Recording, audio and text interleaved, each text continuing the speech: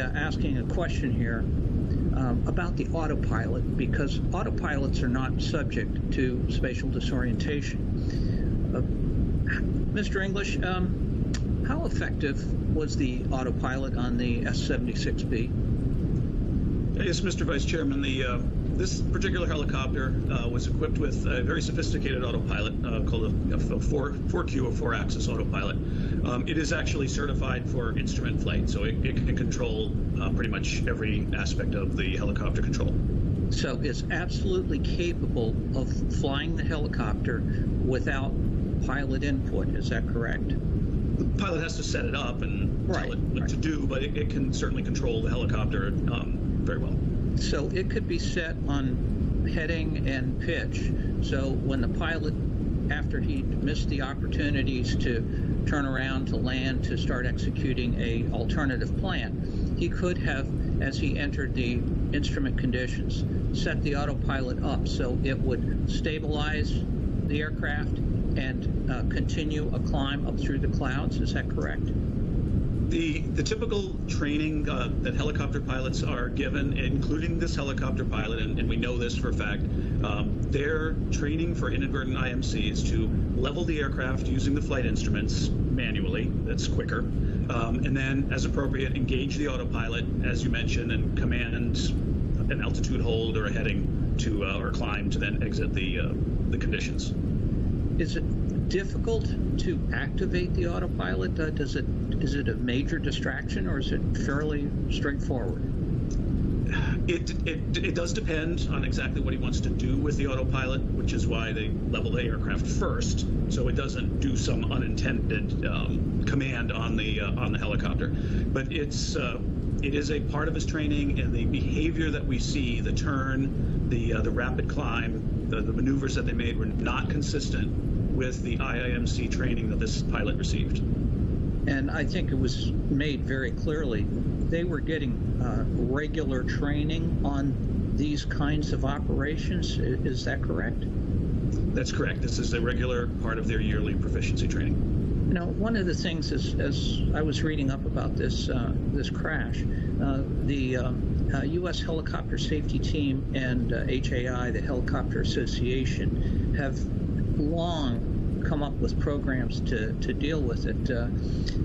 I think they had a program, still have, that's called Land and Live. And one of the things with helicopters is that you can put them down almost anywhere, a football field, something half the size of a football field, if necessary, unlike fixed wing where you need more space. In the training, did they have that kind of discussion? As best we know, yes, they certainly did have that type of, at least discussion in training. And it's also important for us to note that in this situation, this weather did not sneak up on the pilot very quickly. It was a condition that was very stable. So while you're absolutely correct, a helicopter can land in a very confined area, they also had a very easy alternative of landing at Van Nuys Airport, a large airport with lots of infrastructure just a few minutes away. About how far behind them was Van Nuys? I'm assuming that's the closest one? That was a close airport. It was roughly 10 to 12 miles behind them, depending on when they first started to encounter difficult conditions. So just a few minutes of flying time. Excellent. Thank you, Mr. Chairman. I have more questions for later. Thank you. Mr. Chairman, thank you very much. And Member Hamady. Thank you very much. I want to start out first by addressing the family, friends, and loved ones of the 9 people who died in the crash.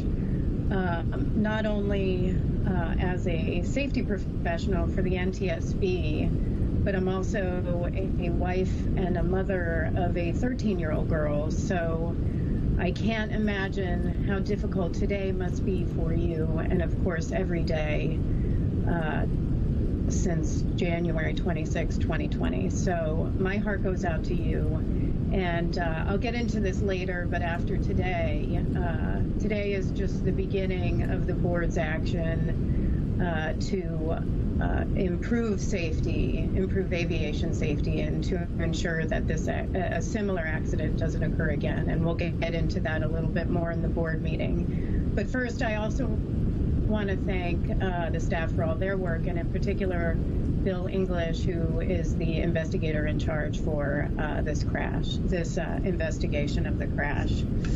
Bill, if you can go ahead and turn on your camera. I have a couple of questions.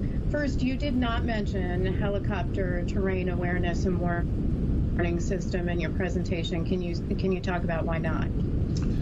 Yes, ma'am. Certainly, helicopter terrain awareness and warning system, or HTAWS, is one of a number of technologies that are installed in aircraft or can be installed in aircraft that aid the pilots in, just like it sounds, their awareness of terrain. These devices are designed for a class of accidents we call CFIT, or controlled flight into terrain, in which the aircraft, while under control of the pilot, generally either in instrument conditions or maybe night conditions or other difficult conditions, the pilot is not aware of the terrain. Maybe they turn the wrong way or descend below a prescribed altitude. The system, using GPS and a detailed database and other equipment such as radar altimeters in the aircraft, can warn the pilot that they are about to come up close to dangerous terrain.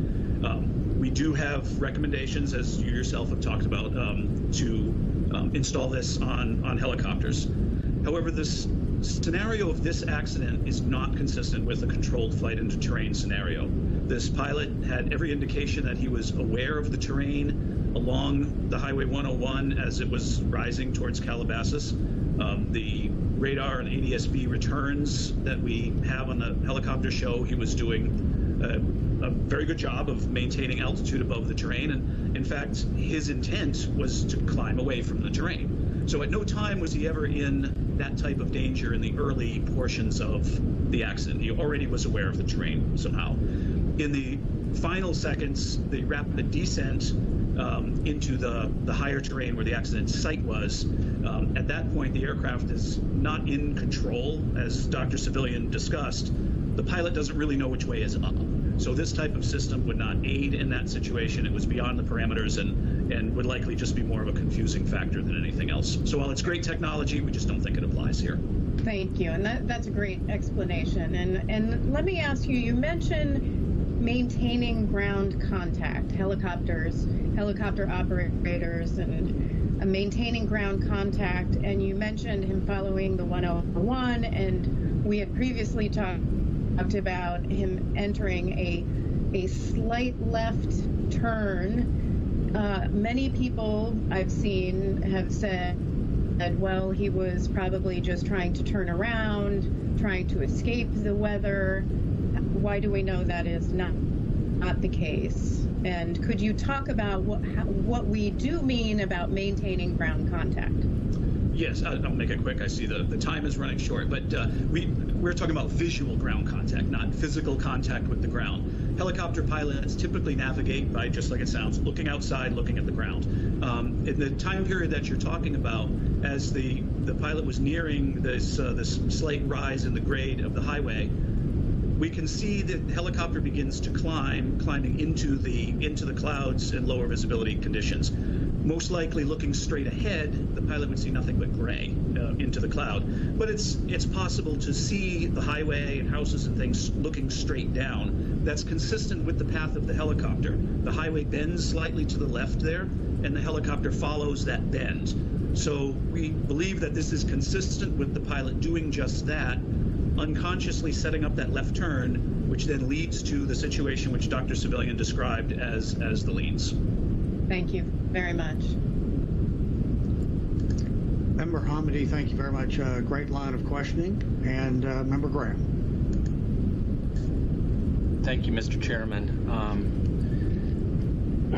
I've really struggled with this accident because I'm a career aviator, although a fixed-wing aviator, not a helicopter pilot. But I spent a lot of time with this accident and looking at how helicopter operations actually work. So I spent a lot of time looking at the industry associations out there working with safety of helicopter operations, and I pull a few things from there. One of the very interesting things about, they talk about spatial disorientation on a lot of their safety bulletins is, what's the best cure for spatial disorientation? And it's their number one advice is never get into it in the first place. So never get into the weather.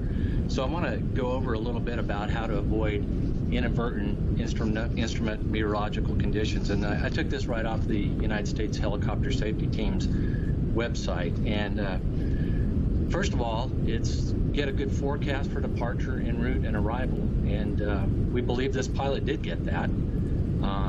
We're not exactly sure what he updated before he left the Santa Ana airport, but we believe he was well aware of that weather en route. The next thing it says is check the weather ahead of you en route. Use ATC and flight watch during flying. So do we have any evidence that he was checking the weather or was aware of the weather? It had changed from the forecast en route as he left Santa Ana and proceeded to the north?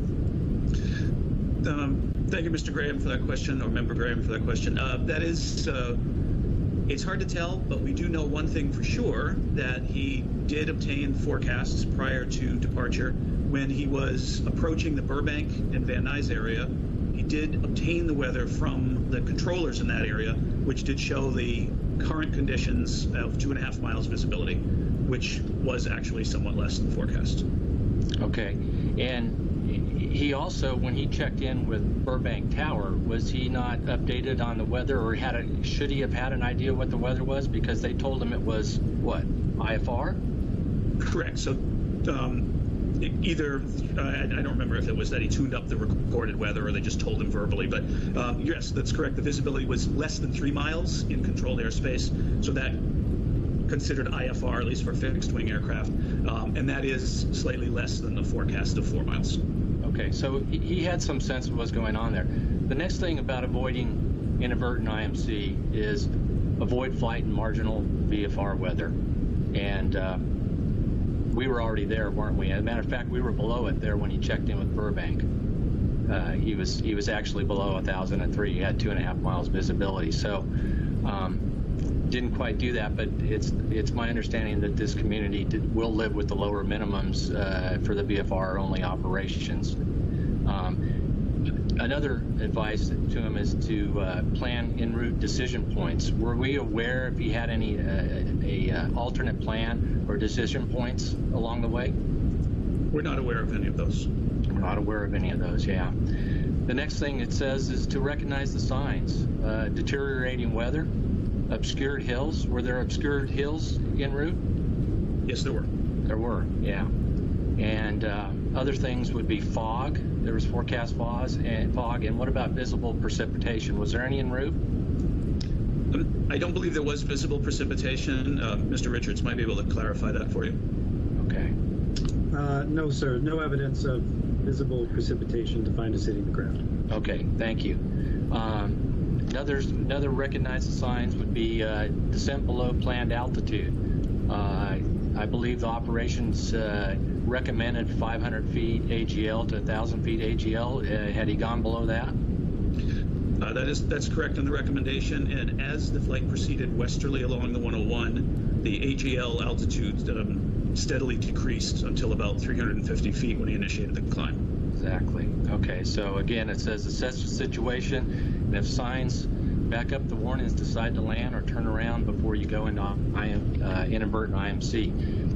Once you get into inadvertent IMC, you already talked about the training that he had from his training instructor and from his POI during check rides. The helicopter safety team points out, one of the things you need to do is the 4 C's: control, climb, course, and communicate.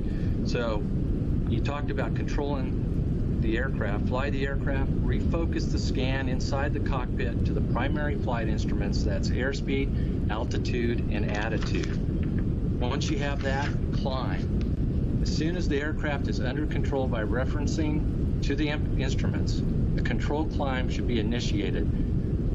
Inadvertent IMC encounters often occur at low altitudes where a rising terrain poses a serious threat. The pilot should initiate a straight-ahead controlled climb to an altitude that will provide obstructive clearance in the area of operation. Did he climb straight ahead in that case when he penetrated the weather?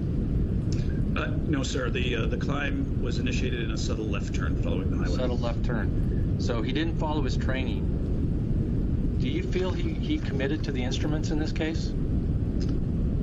The path and behavior of the helicopter is not consistent with committing to the instruments. Exactly. I agree with you wholeheartedly there. So, yeah, I'm just concerned about all this as a fellow aviator. He didn't even follow the training. So I see my time's about up. I would just say, as long as we continue to have VFR-only helicopters continuing to flirt with marginal weather and sometimes submarginal weather,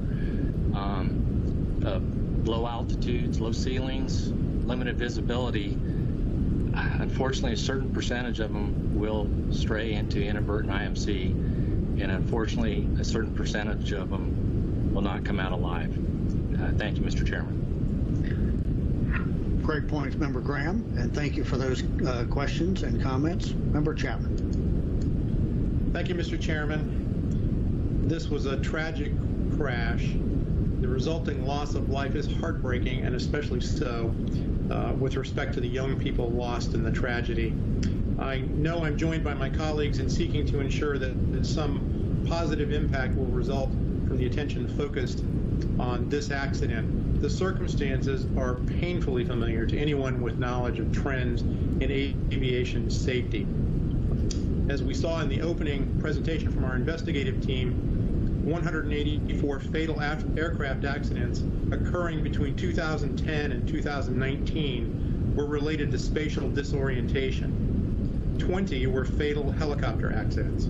I am confident that many and perhaps most of these accidents involved pilots inadvertently flying into weather conditions for which they weren't prepared or equipped. As Member Graham pointed out very nicely, the lesson to be learned is for pilots to take this risk seriously, to adhere to their training, and to ensure they avoid the deadly risk posed by inadvertent flight into instrument weather conditions. To our investigative team, I know you're aware that I have a concern about identifying self-induced pressure as a contributing factor in the draft probable cause, which we'll consider at a later point in today's meeting. Certainly, it could be that self-induced pressure played a role, and it's reasonable to discuss it as a possibility, but there is little objective evidence on which to base the finding that it actually contributed to the pilot's decision-making, and to me, the conclusion seems speculative. Would you please elaborate on the findings of the investigation on this point? Thank you, Member Chapman, for that line of questioning. Dr. Civilian is prepared to respond to that question. Thank you. Yes, thank you. The objective evidence that we collected at Island Express was through interviews. And what those interviews let us know was that the relationship between the pilot and the client had turned into a friendship over the years. That the client allowed the pilot to fly his children without him being present. And that type of relationship that they had was very close. And when we look at human factor psychology, we look at the decisions that people make based off the perception of a situation. And in this case, the pilot, as he was flying en route, this type of relationship that he had with the client can lead to self-induced pressure during the en route portion of the flight. And so that is why it's the objective evidence from the interviews that helped us understand that relationship and the effect that it can have on pilot decision-making. So the premise is that self-induced pressure can result when someone has a relationship of trust, in this case with a prominent person. There's a tendency to want to please that person so the relationship can be maintained. I do have a concern that we don't have much in the way of concrete indications that that was actually what occurred in this situation, but I do understand the basic premise. The investigation also indicates that the phenomenon of planned continuation bias was a factor contributing to the pilot's decision to continue the flight. Is planned continuation bias dependent on an element of self-induced pressure? So in other words, is it possible there could have been planned continuation bias without any self-induced pressure of the type that you've described? Well, in this case, it was both self-induced pressure and planned continuation bias. And the planned continuation bias portion of it was the pilot continuing the flight despite changing conditions. Are there other accident investigations? This is kind of an unfair question because I suspect you haven't prepared for it, but are there other accident investigations conducted by NTSB in which it's been found that self-induced pressure was a factor and that the presence of self-induced pressure resulted from a relationship with a prominent person? I have, there is evidence that the NTSB has investigated accidents involving self-induced pressure. Great, thank you. Thank you, Mr. Chairman. I see my time has expired. Thank you, Member Chapman. Thank you very much. Yeah, it was per your last line of questioning, Member Chapman. I did notice that in our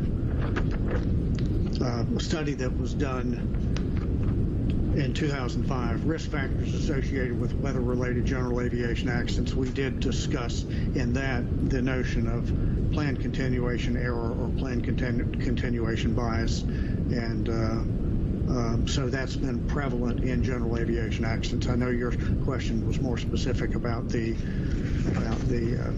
self-induced pressure, but planned continuation error is something certainly that we have seen in prior accidents. In fact, we define it as failure to revise the original plan when circumstances change, the type of error associated with poor in-flight decision-making in delayed remedial actions, types of accidents and incidents. I want to hit on something that has really I've thought about for the last year. I remember right after the crash, one of the reporters covering it mentioned that the pilot may have been disoriented. And I think there's really two types of disorientation. There's the type of disorientation like you're lost. You might think you're over the I-5 freeway, but you're really over the 101.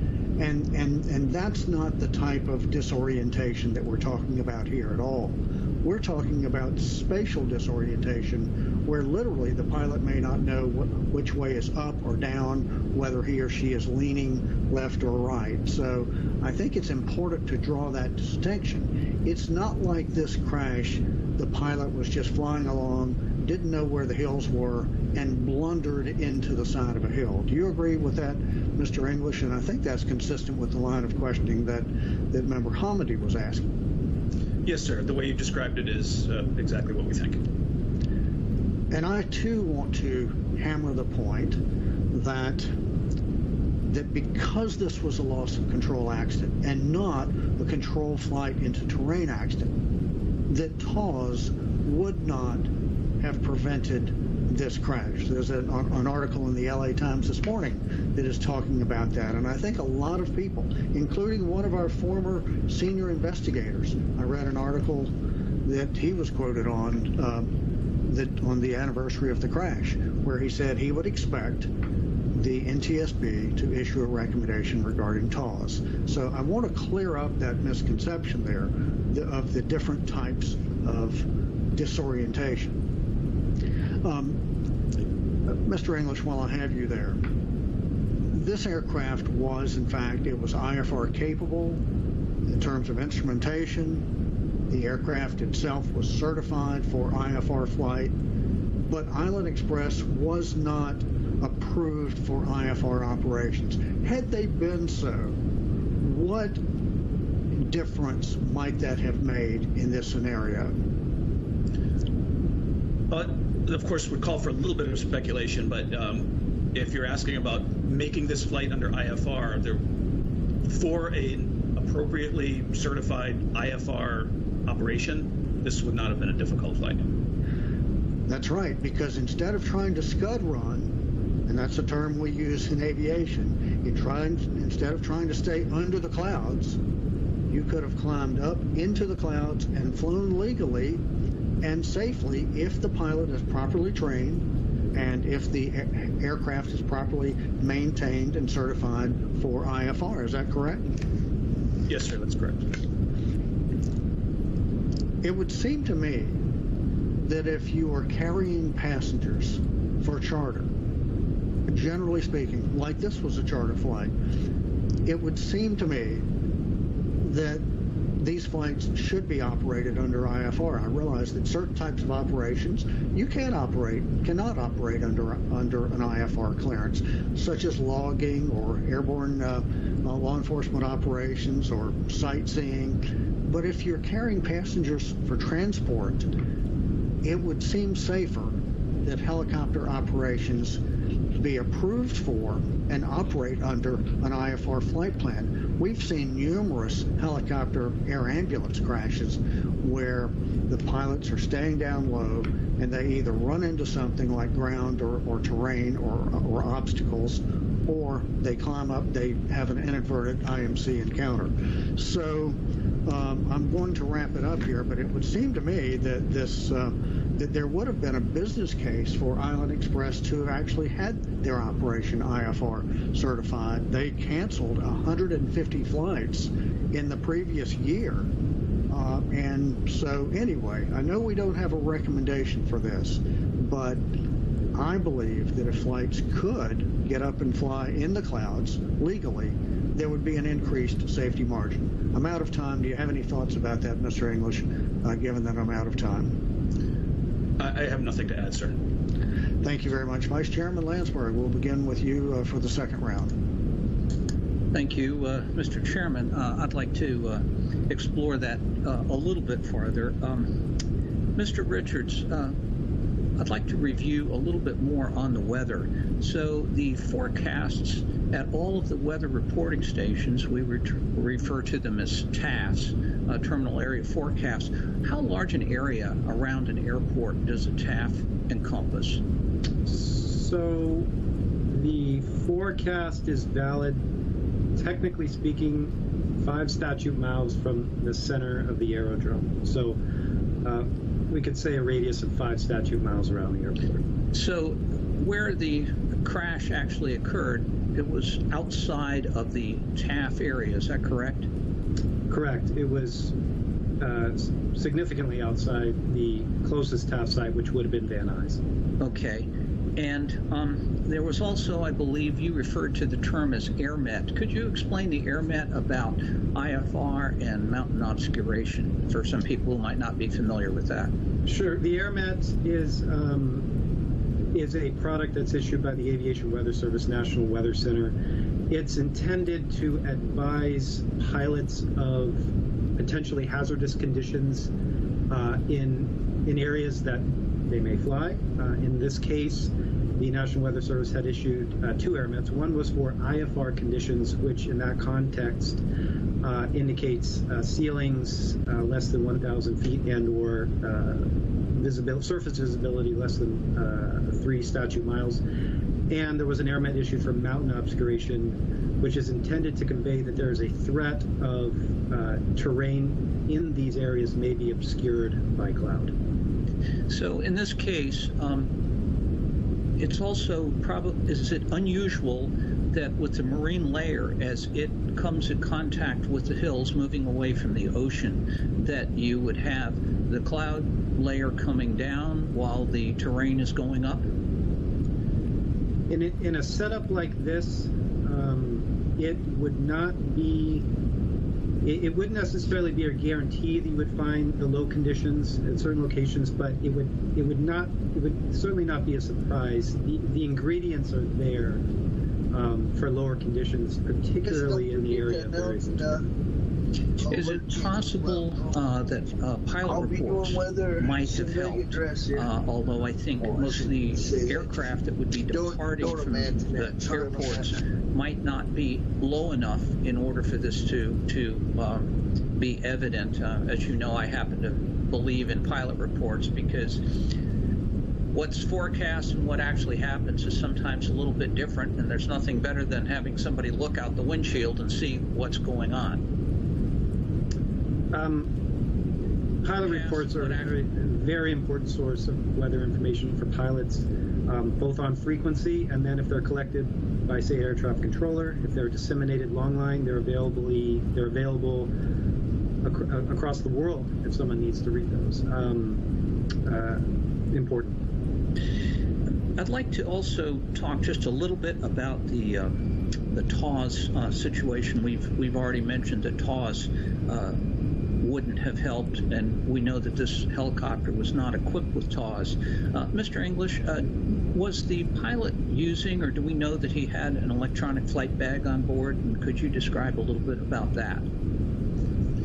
Yes, sir, Mr. Vice Chairman. The pilot typically used ForeFlight, which is a commercial electronic flight bag, works on an iPad, very popular amongst pilots. What that software does, running on the tablet, is it charts other information about airports, and it does include some other features such as it's rudimentary, it's not certified, but it does include a hazard advisory feature, depending on which level that you buy, that using the terrain, the chart database, and the GPS position that's fed into the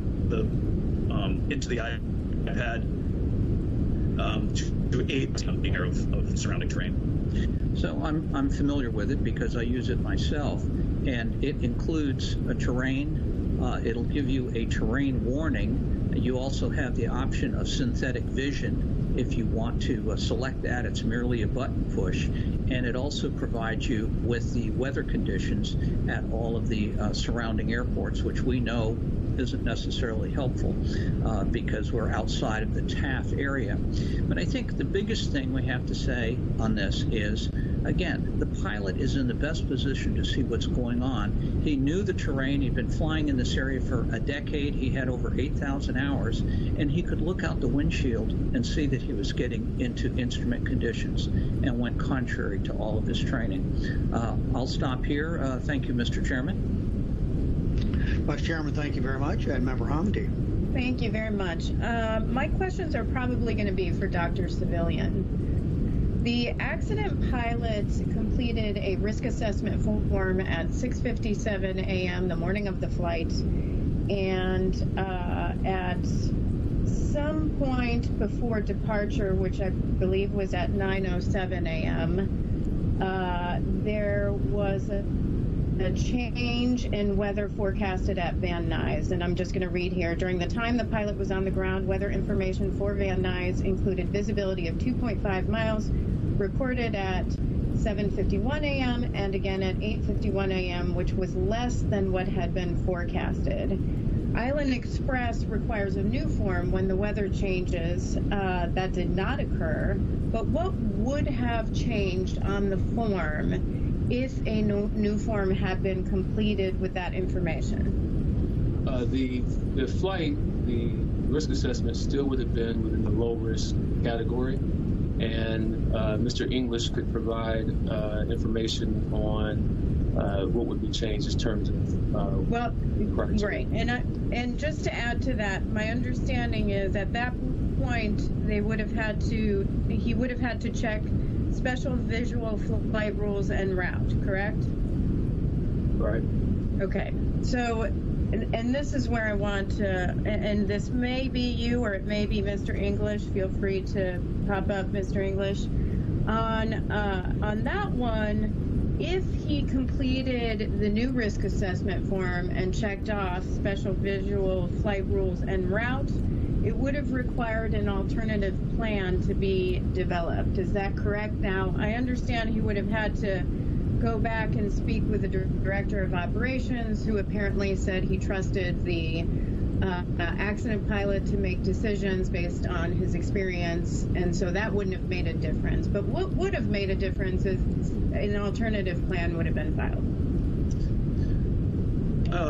Yes, ma'am. So let's unpack that a little bit. There's a couple things going on. The changes in the forecasts that we can see with hindsight, none of them would have triggered special VFR en route, other than one TAF period from Van Nuys, which it's questionable whether or not that actually even applied at the time that they would have planned to transit that airspace. But using worst case scenario, let's assume he got that forecast, checked special VFR en route. It's important to note, as Mr. Salazar brought up in his presentation, the VFR weather minimums for helicopters outside of controlled airspace is much lower than that. For fixed wing, helicopters are routinely flown in less than 3 miles visibility, and special VFR is simply and only applies in controlled airspace, such as Burbank or Van Nuys. It would require them to get a clearance to go through that airspace, but to fly in the same weather that they were already flying in until that point. So the mitigation or the alternative plan might be simply nothing more than obtain special VFR clearance, which helicopter pilots do routinely. That's not as much of a red flag as far as weather as it is more of an air traffic delay and procedure type of thing, which we saw happened. They got a little bit of a delay due to air traffic. I guess what I'm asking is, why wasn't there an alternative plan? An alternative plan could have helped. At the time at 8:37, he had a conversation with OC that mapped. He pointed to a map that said he planned to go north to Dodger Stadium in Los Angeles, around Burbank, and follow State Route 118. At some point after Van Nuys, he enters IMC around, and you and I discussed this, 9:44 and 45 seconds, sometime between there and 9:45 and 10 seconds. That's 35 seconds. I mean, that's not a lot of time. And so why wouldn't it have helped if you had an alternative plan in mind rather than a quick decision making? Yes, ma'am. We're now moving past the special VFR area, and other than using that as just an indicator that things may not go exactly as you plan. In a global sense, and I may hand this to Dr. Civilian, in a global sense, this is one of the things we found with the operator. They were not set up to have, we're not talking about weather alternates or things like that, but the alternative methods of getting the job done, the infrastructure there to help these pilots out if they do have to divert and assist the passengers in getting to where they're going, which those type of things can reduce the self-induced pressure that we've already discussed. And Dr. Civilian, if we have a few more seconds, might be able to piggyback on that a little bit. Yes, Island Express did not have any documentation or anything for that matter regarding alternative plans, and so that wasn't available to the pilot. Right, and I do want to get into that a little bit more in the next round of questioning on the risk analysis, this actual risk assessment form and SMS. So with that, I'm out of time. Member Hamady, thank you very much. And Member Graham. Thank you, Mr. Chairman. As you stated during the presentation, we've seen this accident before, unfortunately. Helicopters continuing VFR flight into instrument meteorological conditions, and unfortunately lose control of the aircraft due to spatial disorientation. In the last 7 or 8 years, what has the FAA or the industry done to try to eliminate this type of accident? I think Dr. Civilian has some background on some efforts in that area. Thank you. Yes, alongside the training that pilots take, there's a lot of guidance from industry associations regarding what a pilot should do if they get themselves into the situation. The United States Helicopter Safety Team has also worked on procedures and documentation to help pilots understand the risk associated with flying into instrument meteorological conditions. So there's a lot of effort there by the industry to help pilots in those circumstances. Thank you. Yeah, they've done good work, like land and live programs. I know they push that. Some other things I've noticed that the FAA raised the minimum flight visibility for helicopters to a half mile, which is up from much lower, but it's still very limited visibility. I noticed air ambulance pilots, they've required them to hold instrument ratings, and also for the air ambulance helicopters to have the HTOS system. They've also required Part 135 helicopters to have radar altimeters and to be trained for inadvertent IMC, which this pilot and this aircraft actually have. But it looks like from the data that the statistics that this really hasn't helped a whole lot. As a matter of fact, we still average about 2 of these types of accidents a year, so it hasn't changed much. I'd like to switch over to instrument ratings. I know I'd like, at least for the fixed wing operators, probably don't understand instrument ratings as far as helicopters go. So is it, you know, this pilot, I think we put out that he had about 75 hours of instrument time. Do we know if any of that time was in a actual simulator, or was it all simulated in the actual helicopter? I don't know that we have it broken down that to that much granularity. Mr. Salazar can break it down as best we know. Sir, we only have a resume or a documentation from Island Express that showed the 75 hours of instrument time, but it didn't break it out into simulator versus actual aircraft.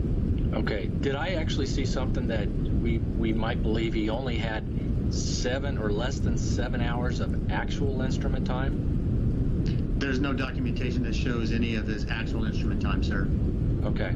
Okay. So we don't know. And actually, through my research, I found out, and this isn't the whole helicopter industry, but this is a vast majority of them have very little actual instrument time. A lot of them have very little simulated time in a simulator by being in a vision device, in reduced vision device in an actual helicopter. So I know there are some instrument pilots out there in helicopters that actually have no actual instrument time, which is hard for a fixed wing pilot to believe, but that's not very conducive for good training and good instrument time. Is instrument flying a perishable skill? Absolutely. Yeah, yes, sir. It is. And do we know if this pilot was actually instrument current? We do not have documentation to support that he was instrument current. Yeah, and I think we find in much of this VFR only operations that many of the pilots are not instrument current. So, and instrument flying being a perishable skill, once you do enter an inadvertent IMC situation, it'd be very, very difficult to transition to your instruments and trust them if you're not current on them. And I see my time's up, so thank you very much. Member Graham, thank you very much. Member Chapman. Thank you, Mr. Chairman. I have some questions about safety management systems. In 2016, NTSB recommended to FAA that all Part 135 operators should be required to implement safety management systems. Since then, the original recommendation to FAA has been reiterated by NTSB 4 times, each time based on our findings from investigations and other fatal accidents involving Part 135 operators that did not have a fully implemented safety management system subject to FAA oversight. Today, it's likely we will again reiterate the recommendation to FAA. This would be for a 5th time, and essentially this is 5 years after the initial recommendation. Apparently, there are some indications that FAA is considering action on this, but it appears to be a longer-term initiative for the agency. Is that correct, and how confident are we that FAA will eventually act on the recommendation?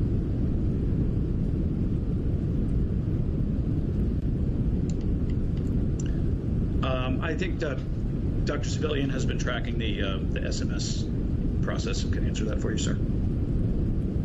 Mr. Hoyt, who's in recommendations, can provide an update on the current situation. Thank you. So in the fall of 2020, during the FAA's rotorcraft safety conference, the FAA administrators said that they were hoping to publish a proposed SMS rule in 2022 that would apply to air taxis, air tour operators, and others.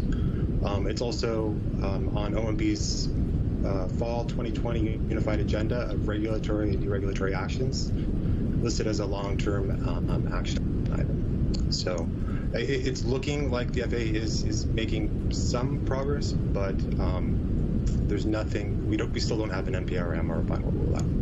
So some encouraging signs, but certainly not imminent. This next question, I'm not sure who is best equipped to answer it. This has to do with the effort underway in anticipation of our most wanted list.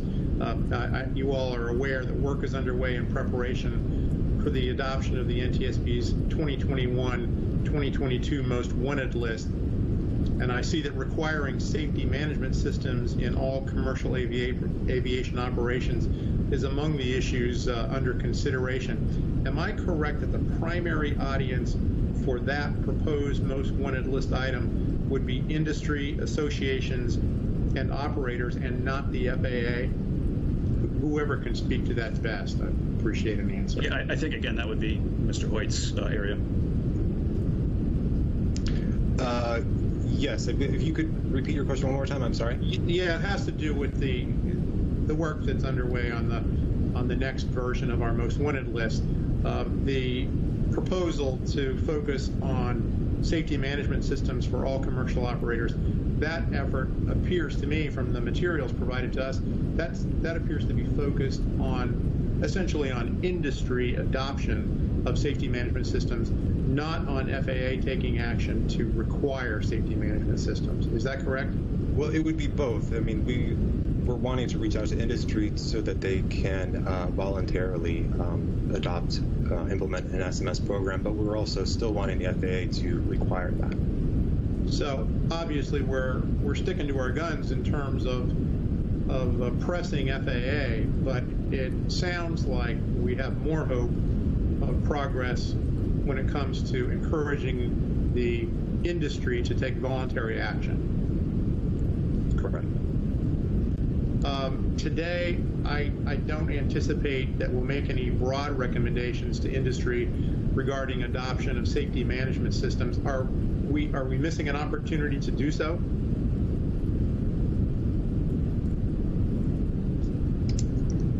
We have recommendations out to industry and specific operators as a result of previous investigations. So I believe staff feels that those are adequate. Okay, so you're comfortable that essentially we're not passing up a good opportunity today, that we already have enough out there in terms of solid recommendations that we can build on. Correct. Thank you, Mr. Chairman. I see my time's expired. Member Chapman, thank you very much. I want to follow up to something that Member Graham brought up, and I was looking in the draft report, as Mr. Salazar said, and Mr. Salazar, I think this would be for you. It does indicate that he had around 75 hours of instrument flying time, of which 68 hours were flying under simulated instrument conditions. And so apparently he did not have a lot of hard actual instrument time. Can you explain, and you're a very experienced helicopter pilot, I know we don't like to speak about ourselves, but how many hours do you have in helicopters? About 6,500, sir.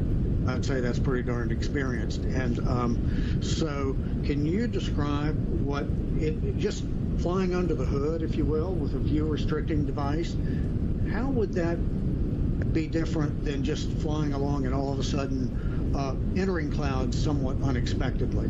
How would that differ for a pilot's performance? View limiting devices are good training aids for flying instruments, but they do give the pilot the ability to look around them, and as it's stated, one peak is worth 1,000 cross checks. Going to flying actual instruments, there's no cheating the system by looking over a set of view limiting devices. You're committed to the instrument conditions, which forces you to commit to the actual flight instruments. Thank you. And would you would you agree that there might be somewhat of an element of surprise if you're flying under a view limiting device, then you've had time to acclimate to your instrument scan versus if you're flying visually and all of a sudden you encounter instrument conditions? Could there be somewhat of an element of surprise associated with that, which would potentially also affect your performance? Yes, sir. Being prepared for the instrument conditions is part of the secret to success of flying instruments. When it's a surprise and you're unprepared for it is when the unfortunate bad things happen or have the possibility. Thank you very much. I'm not sure exactly who this question would be directed towards, but the FAA's literature on aeronautical decision-making points out the importance of making the proper no-go decision. Because if you make the wrong no-go decision, then you have the possibility of introducing more errors, more significant errors downstream. So making the proper no-go decision is critical. So based on the weather information that was available to the pilot at the time that he departed, was it an appropriate decision to begin that flight? Mr. Chairman, even with the hindsight that we have of the weather conditions and knowing what was available to the pilot, we don't see that the weather conditions were such that should have necessarily affected the initiation of the flight. Having said that, your point about the error chain is exactly correct as far as in-flight aeronautical decision-making. As things cropped up along the flight that were indicating that things were not as good as maybe they would have hoped, that should have started the aeronautical decision-making process going and to make a different plan. But there's nothing there that should have said no-go. Great, thank you. And just looking at it, I mean, the lowest visibility was 2.5 miles, and the company minimums were 1 mile. So based on what he knew at the time, that does not appear to be an inappropriate go decision. That's correct, sir. The conditions that we see, even up until the accident site, were at no point below the minimums for a helicopter. It was the in-flight decisions, the pressing on at high speed, that was where the ADM breakdown occurred. Thank you very much. So quickly, I don't have a lot of time. There was an article in Bloomberg this morning that said that there were really two things that some experts had said could improve helicopter safety, one of which I've already hit on, was the requirement for flights to be conducted under an instrument flight plan, and the other was involving 2 pilots. And what safety advantages might we have gotten from if we had 2 pilots? I realize the helicopter was certified for single pilot operation, but are there any benefits that we might get from 2 pilots? You're correct, sir. This operation was certified for 2 pilots. Dr. Civilian has looked into the particular issues that would key a 2-pilot versus 1-pilot safety factor. Well, thanks, and I realize I'm out of time, but I'd like, if my colleagues would indulge me, I'd like to just continue this line of questioning, and then we'll take a break after that. But go right ahead, Dr. Civilian. Appreciate it. I'd love to hear your viewpoint. Yes, there are benefits of having 2 pilots cross-checking one another. There's communication with another pilot.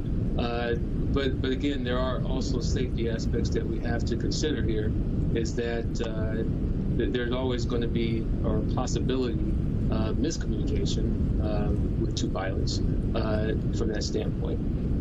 But there's also workload implications just having 1 pilot. So in other words, if you had two pilots, one could have assisted if this one pilot had special disorientation. The other pilot could have helped to monitor and correct the situation. Is that correct? Yes. I think it's interesting that this helicopter, this exact same helicopter, when it was operated by its previous owner, they operated it exclusively, I believe, with 2 pilots, and also Chevron Oil had conducted a safety audit, and Chevron was approved to use this particular helicopter with Island Express if it had 1 pilot or 2 pilots. Which was it? Mr. English could give you an update. It was two pilots. Two pilots. Is that correct, Mr. English? Yes, sir. Chevron, as is typical of the offshore oil rigs, requested 2 pilots for this type of operation. And what we're saying is not that it's unsafe, but we don't have indications of those type of workload issues in this accident. And as far as 2 pilots in the cockpit, we have specialty accidents with 2 pilots in the cockpit as well. So. Well, I wouldn't really agree with that. I think that 2 pilots would increase the safety level. I flew with 2 pilots for a long time in an airline environment, and I think that you do get the redundancy that if you had one pilot who was struggling with flying the controls, the other pilot would be able to sit back and say, "Wait a minute, you're banking 30 degrees to the left. Now you're starting a descent." So I don't want to discount at all the importance of 2 pilots, and so I think a line of questioning that we'll ask that we might start later is, how does the consumer make a discriminating choice on what he or she is hiring? So we're going to take a break. Before we go into the break, I'd like to invite all participants to mute their cameras and their cameras and their microphones. We will take a break and we will reconvene at 11:10, and we are in recess.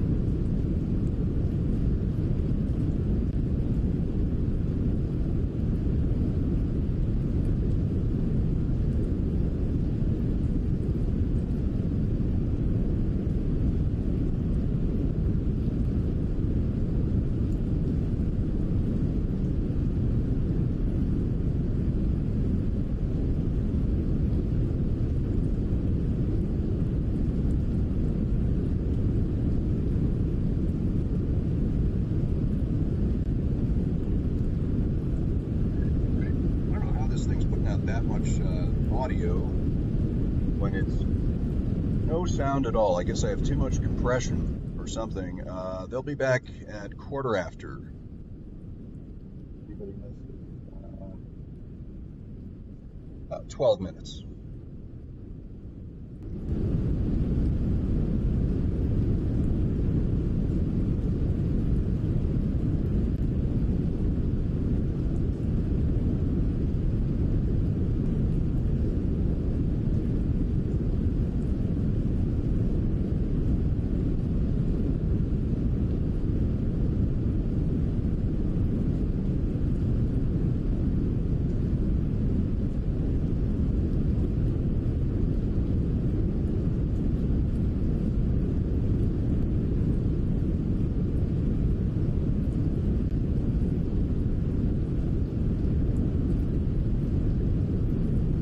I know what it is. I'm sorry, guys. I have a background noise generator thing on here, and it didn't occur to me to mute it while I'm streaming.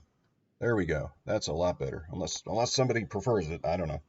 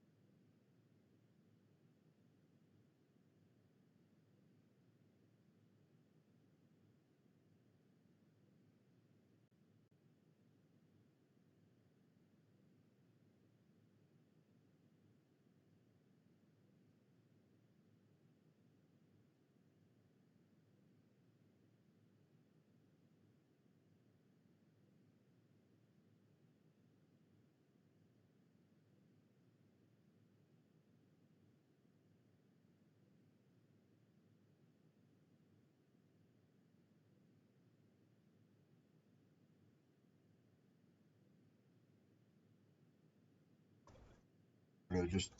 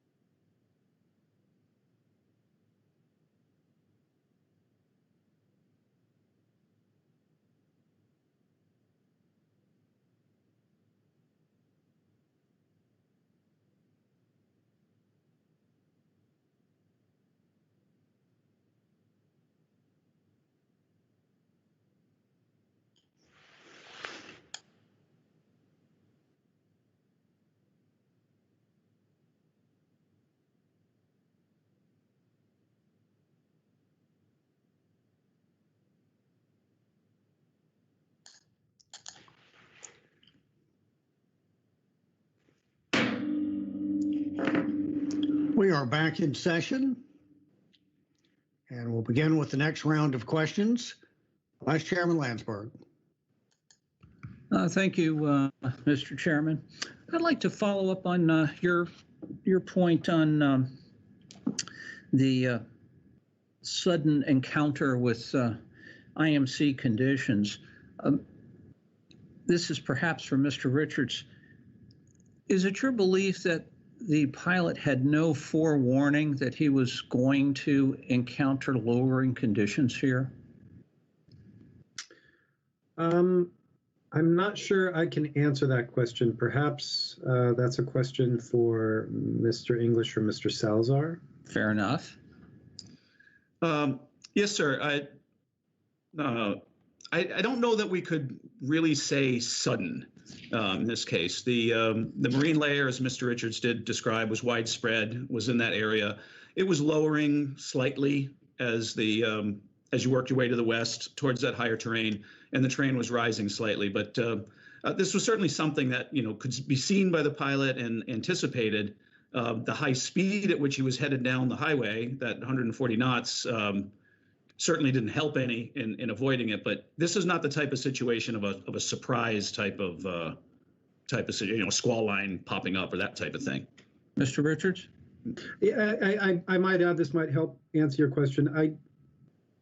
I don't expect that the conditions around the accident site had changed much over the previous hour or two. So relative to the ground there, I would say conditions were relatively consistent.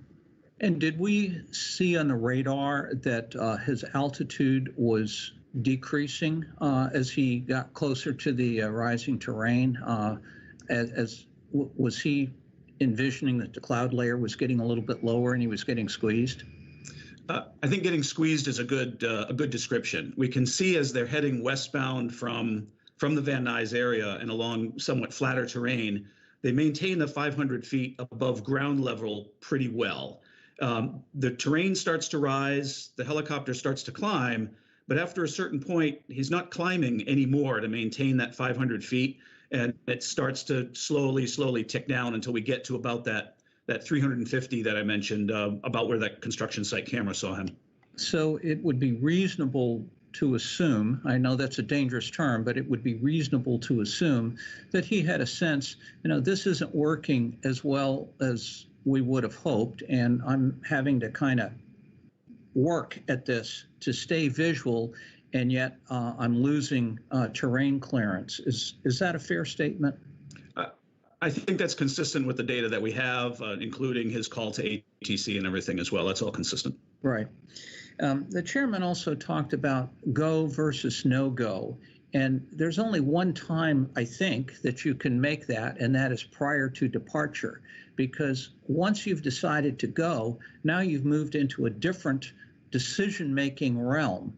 And so now it's constantly, you're having to assess, in this case, a mile or a mile and a half at a time, whether continuing is the right thing to do or whether we should be looking at some alternative.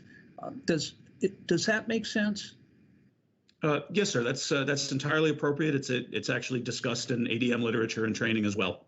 So moving from this, and again, Member Graham, I think, had talked a little bit. I'm a big proponent of simulation as opposed to going into the aircraft, but particularly when you're trying to do spatial disorientation, we don't get the full sense of vestibular disturbances without having some external motion in the process. And motion visual simulators are pretty good at that, but they're still not the aircraft itself. And having done a lot of training, both simulated and in simulators, both, where do we stand in terms of better in-cockpit simulation, such as a virtual reality helmet or something like that? Maybe Mr. or Dr. Civilian could talk a little about that.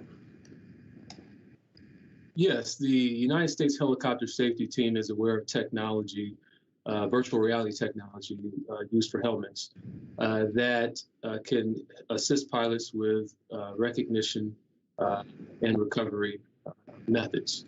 And so that technology is in the process of being developed.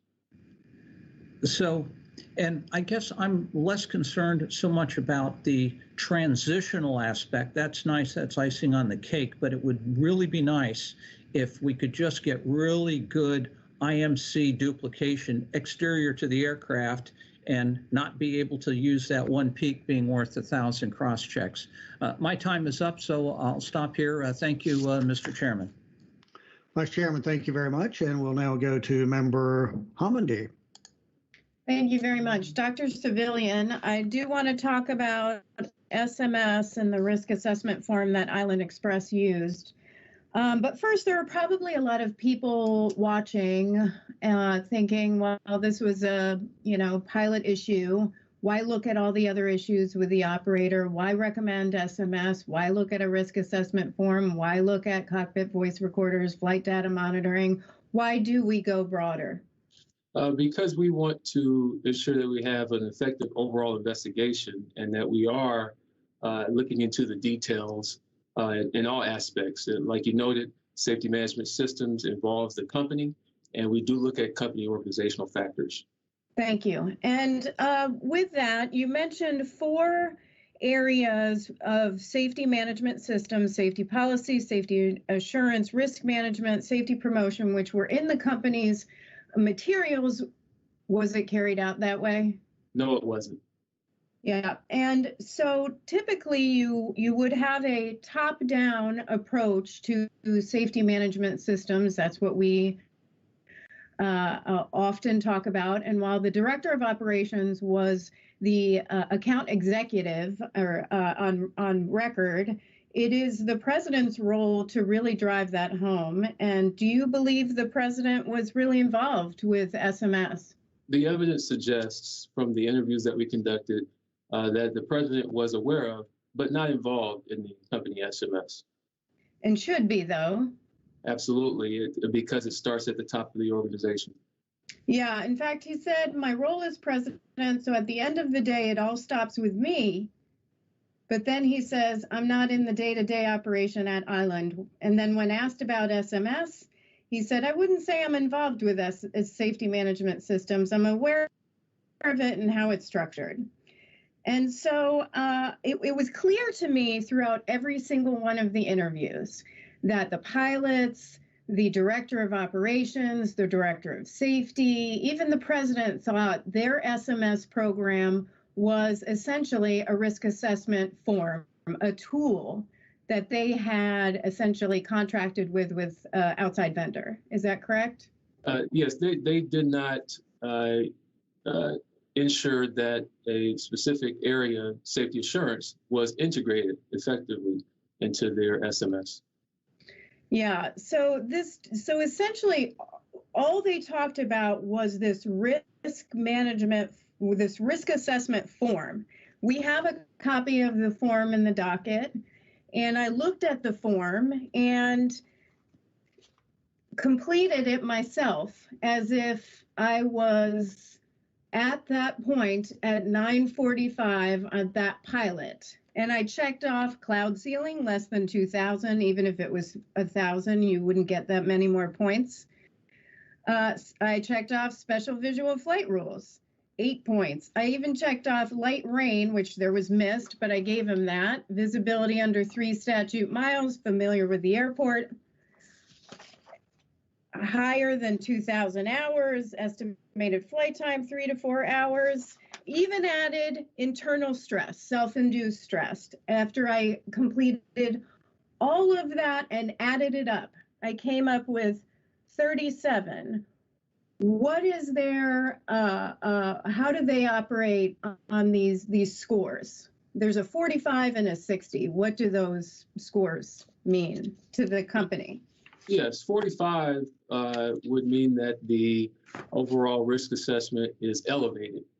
And 60 would mean that that would be a high risk. And they would have to seek management approval for mitigation. So I got a 37, and that's really checking everything. So did anybody ever report getting to 60? No. Is that a problem? Do you see that as an essential That's a little bit part of the problem. The overall problem is actually the SMS program. The SMS program, the SMS was the area that we identified, in particular, the safety assurance component, where we saw the issues. And I don't have much time, but Member Graham asked about this. There is a voluntary program. Why do we recommend that it be mandatory? And how many operators actually participate in the voluntary program versus how many are out there? The benefit of the FAA Safety Management System voluntary program is that the FAA FSDO, or Flight Standards District Office, can help work with the operator to set up their safety management system. And because the FAA has experience with developing SMS, that can aid the operator in understanding what's required. Currently, there are 17 operators, 135 operators that are in the process of or have been approved for the voluntary program, and another 158 that are in some sort of the process with the FAA of getting approval. So if you take the over, let's say, 1,900 operators, that's how that data is broken down. So very few out of total operators are actually approved through the voluntary program to have SMS. Yes. So thank you very much. I'm out of time, and I will come back to this. Thank you for the additional time to allow him to answer my question. Absolutely, and thank you for your questions. Member Graham.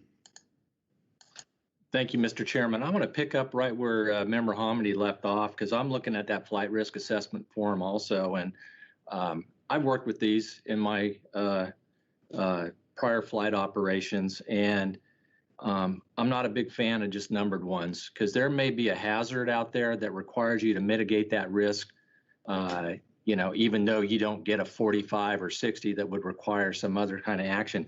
And if this pilot would have updated his flight risk assessment form when he was checking the weather at John Wayne Airport in Santa Ana, a couple things that jump out at me.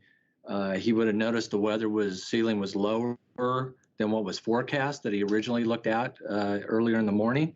So he probably would have checked off two things. One would have been special VFR en route, which there's a caution there on the flight risk assessment form, says write your plan B in the header comments. So he would have required a header, a plan, an alternate plan. And then the other one was ceiling less than 500 feet, must call director of operations or chief pilot, which was him, but he should have called the director of ops and assess the weather and make a safety decision, which I would assume he would have talked about plan B. So in that case, that didn't happen, and it was unfortunate. So I'd like to jump back to where the vice chairman was talking about the pinch. And so, Mr. English, you might want to come on up for this.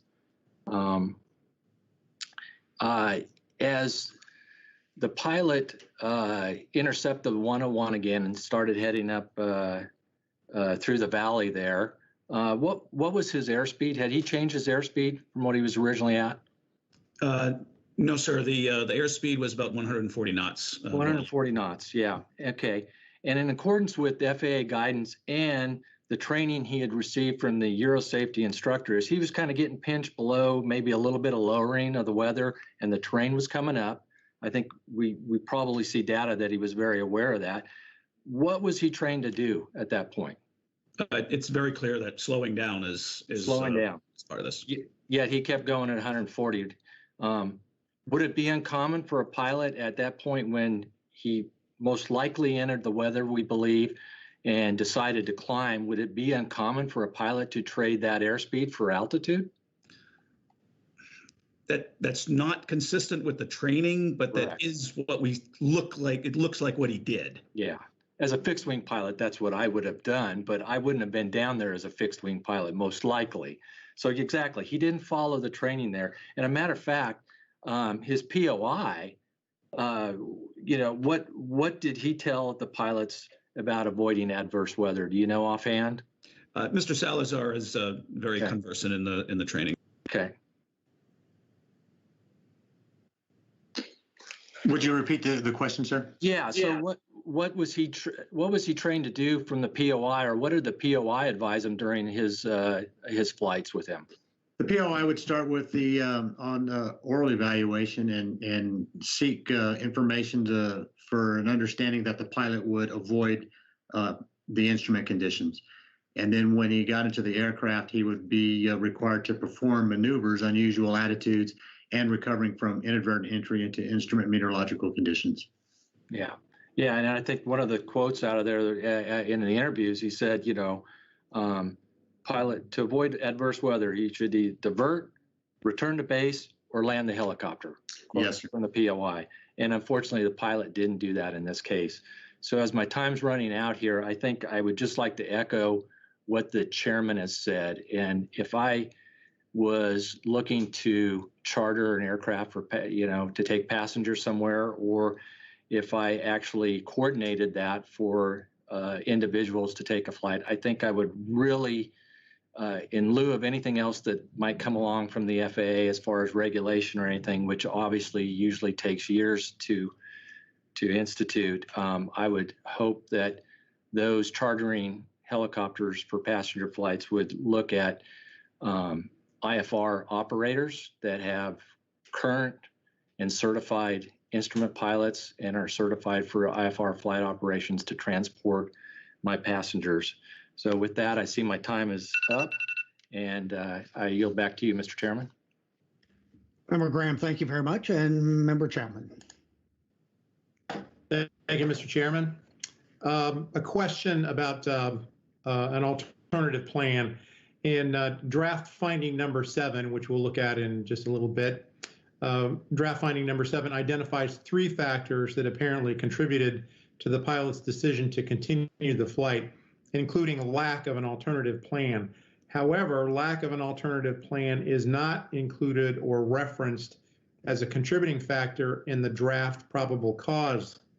Why is that, and should we consider referencing lack of an alternative plan as a contributing factor in the probable cause? Member Chapman, perhaps I can expand on that a little bit. We may be thinking of alternative plan in the alternate airport rules or something like that from instrument flying, and that's not exactly what the main risk of that is here. The alternative plan keys into the self-induced pressure and the other biases that we've been looking at, in that the company didn't really have a robust infrastructure to help out in case the pilot did have to go to a plan B, whatever that might be. For example, divert to Van Nuys. In fact, that was a relatively easy plan B. Divert to Van Nuys, if they waited 20 or 30 minutes there, the clouds would have lifted and easy to go through, or divert and get ground transportation. It wasn't very easy for him to say, this is something that we can do and it's not going to be a big deal. We think that is part and parcel of where we're talking about the company and their assurance and their oversight and being able to have some of these, not necessarily aviation alternates, but alternates that help take the pressure off the pilot. Thank you, Mr. English. That's helpful. Actually, this will be my last question, Mr. Chairman, and it's not really a question. I want to return to the topic of voluntary safety management systems, and I want to reiterate the numbers that we just heard a few minutes ago. This is information that our investigative team obtained from the FAA. So FAA is aware of these numbers. There are 1,940 Part 135 certificate holders. Of those, only 17, as we just heard, only 17 have an FAA accepted voluntary safety management system. There are another 158 operators whose safety management systems are in various stages of development, and they've applied for FAA acceptance under the voluntary program, but they have a ways to go. So the level of participation on a voluntary basis among Part 135 operators is thin. It's laudable that some have taken the steps necessary to secure FAA acceptance under the voluntary program, but the numbers suggest there is a lot of work to be done. I hope FAA will eventually step up here.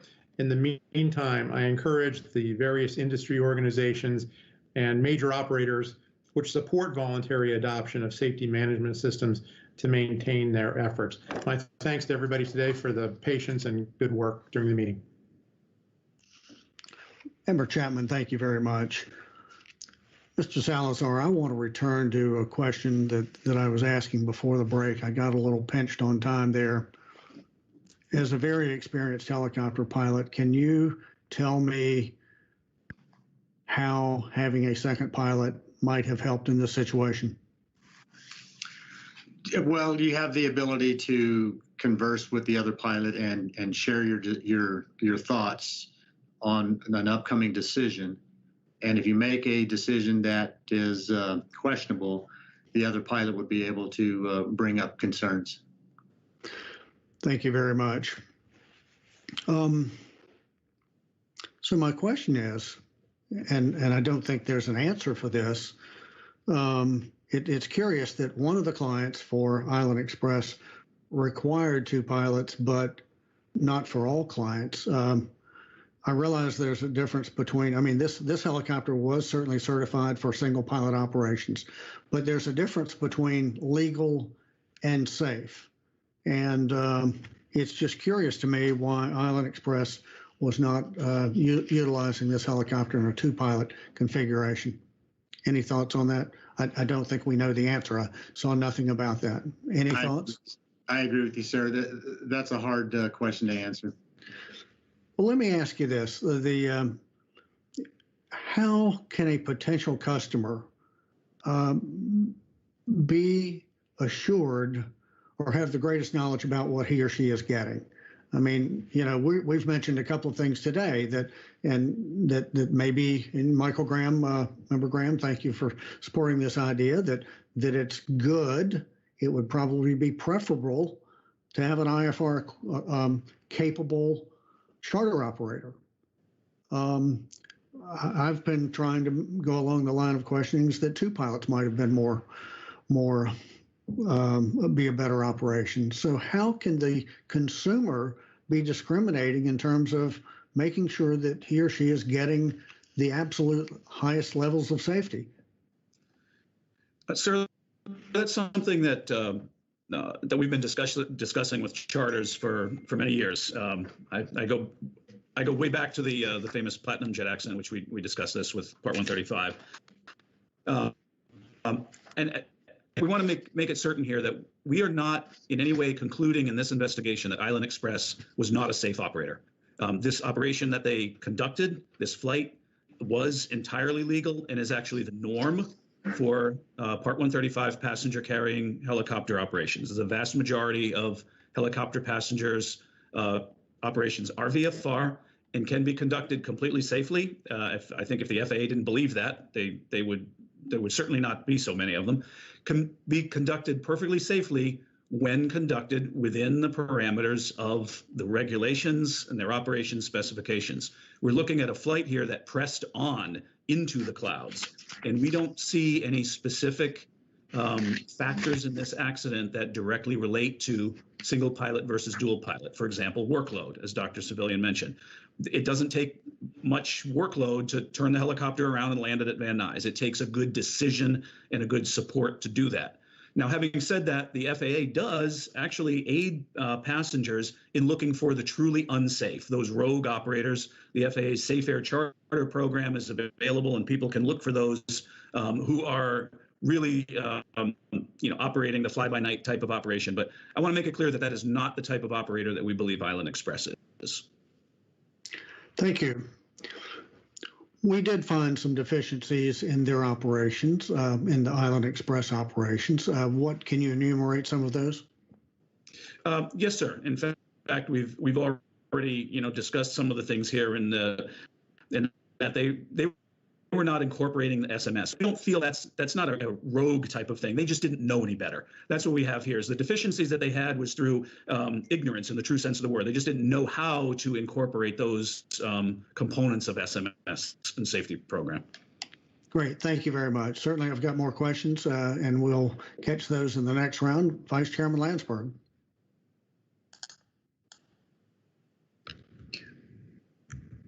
I want to follow up a bit more on the SMS situation. We've had a recommendation for voluntary SMS as well as mandatory for some time. Mr. English, could you discuss the concept of scalability? Because I think some of the challenges that some of the operators have is that it has to be this huge, very complicated type of system. So talk about scalability, if you would, sir. Yes, I can. And you're exactly right. SMS is not necessarily an enormous type of program. It can be scaled to even the smallest mom and pop operation using the appropriate components. Dr. Civilian, I know, is prepared to get deeply into that for you. Yes. In terms of the SMS, the FAA has provided information to operators, whether you have a small organization, medium, or large. In this case, Island Express could be considered a small organization. However, the 4 components of SMS still apply, as we discussed earlier, which means that they should be understanding that they need to implement those components of SMS within Island Express. So it would be different, say, for the small operator, Island Express, say, versus petroleum helicopters, which is a much larger type of operation. The concept is the same, but the actual implementation would be appropriate for their level of operation. Am I understanding that correctly? That is correct. And the guidance that the FAA has provided helps organizations integrate their safety management processes with the unique business models. The other area I want to talk about, and we've had some recommendations out about flight data monitoring, which in today's technology is not tremendously complicated. As humans, we behave differently when we're being watched. A former president once said, trust but verify. And you only need to put a policeman on the side of the road or have a speed camera that people know about, and you see behavior is changed considerably. I think with the flight data monitoring, if organizations are using it, it changes the behavior. I mean, this is how the airlines work. Do you have any thoughts on that concept and how it affects people if an organization does, in fact, periodically audit whether crews are actually doing what they say they're going to be doing according to their operation specifications? Yes, sir. In fact, we have reiterated a flight data monitoring recommendation along with this report, or proposed reiteration. And that's exactly right. Flight data monitoring is more than just a gadget. It's the program associated with that, and using that aggregate data to feed back in and make sure that, as you say, people are operating within their specified parameters.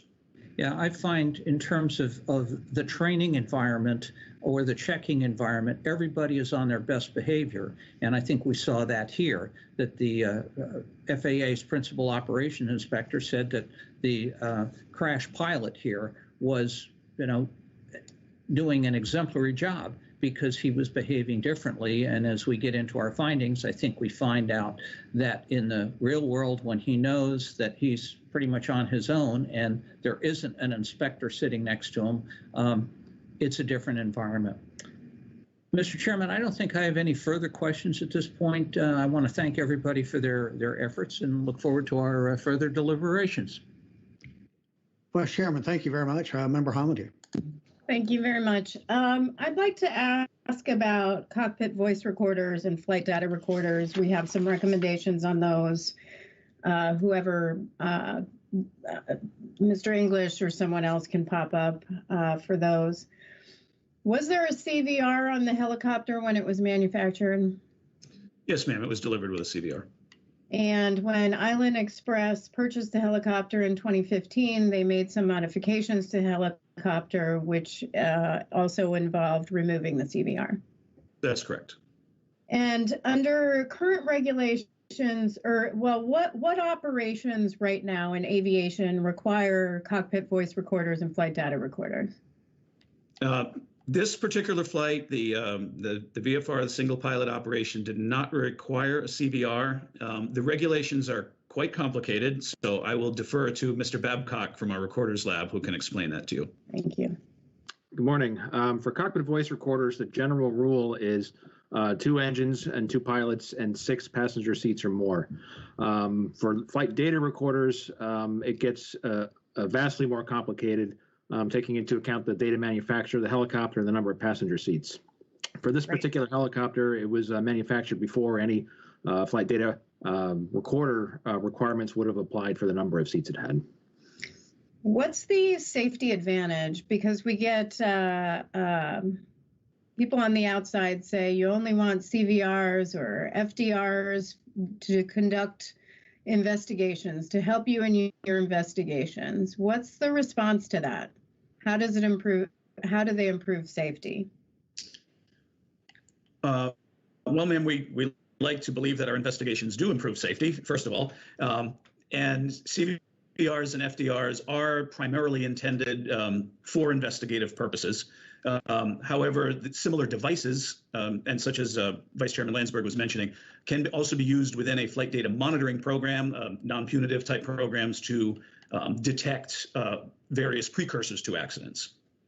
In the report, we mentioned a particular helicopter crash where there were benefits to having a CVR and an FDR on the helicopter. Can you talk about that? Yes, ma'am. Obviously, we like to have properly recorded operating recorders to benefit our investigative ability. In this particular case, having recorders of some type or another might have helped us clarify some of the items that we've had to infer from other data. For example, if there were any alerts going off in the cockpit, if the pilot was actually saying anything to the passengers, if there was video, we might be able to see more details about the weather or where exactly his eyes were looking. Flight data recording or some other type of electronic recording might be able to clarify exactly how he was working the autopilot, for example. Well, in this one in particular, because of what we were able to gather from those devices, we actually issued 3 urgent safety recommendations on airworthiness issues. If it weren't for the recorders, we wouldn't have had the information, and that's where it is key for improving safety. In fact, we've seen other areas and other modes where cameras or recorders are critical for safety purposes, not just for our investigations. I'll take a recent rail example where we looked at a train crash in DuPont, Washington, and if it wasn't for the camera recording inside the cab, we wouldn't have known that the locomotive engineer wasn't trained properly and really looked into the training deficiencies of Amtrak. Why is it important to have crash-resistant recorders, and are they also fire-resistant?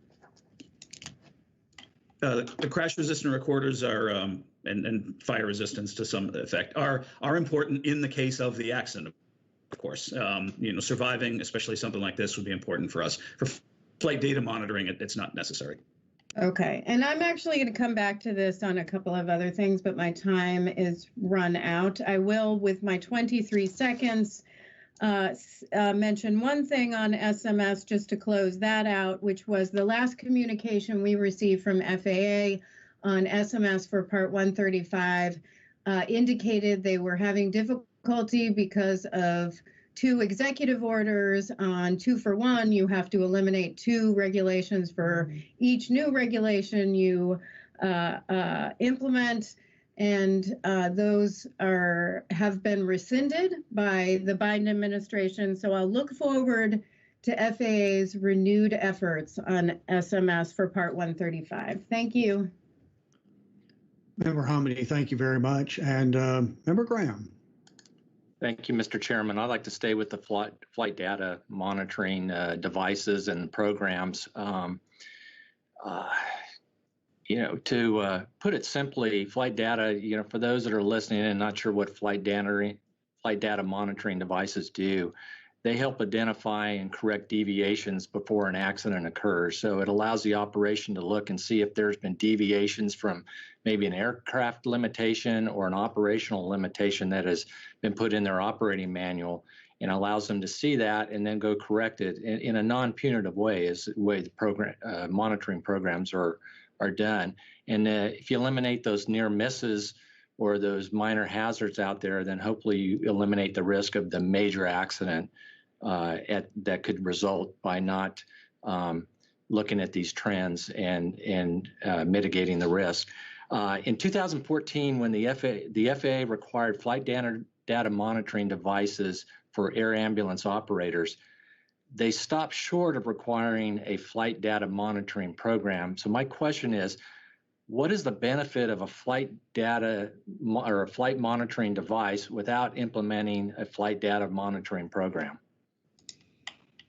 We think the two are required to go hand in hand. Absolutely. What was the FAA's reasoning for not requiring a FDM program in this case? I think Mr. Hoyt can speak to the recommendation response. The FAA basically told us that it has guidance available for operators to implement flight data monitoring programs if they choose to do so, but it decided not to actually require the program. Yeah, and I think part of that is they thought, did they think that they were going to have to get involved with their flight data monitoring program like a FOQA program, a flight operational quality assurance program that like the airlines have? Correct, yeah. And they basically said that in order to protect for the information to stay protected, it needs to be voluntarily submitted and participation in a voluntary program such as FOQA. Absolutely. So I think they just kind of want to not have to figure out the resources, as in human resources, to be part of that program, which is unfortunate.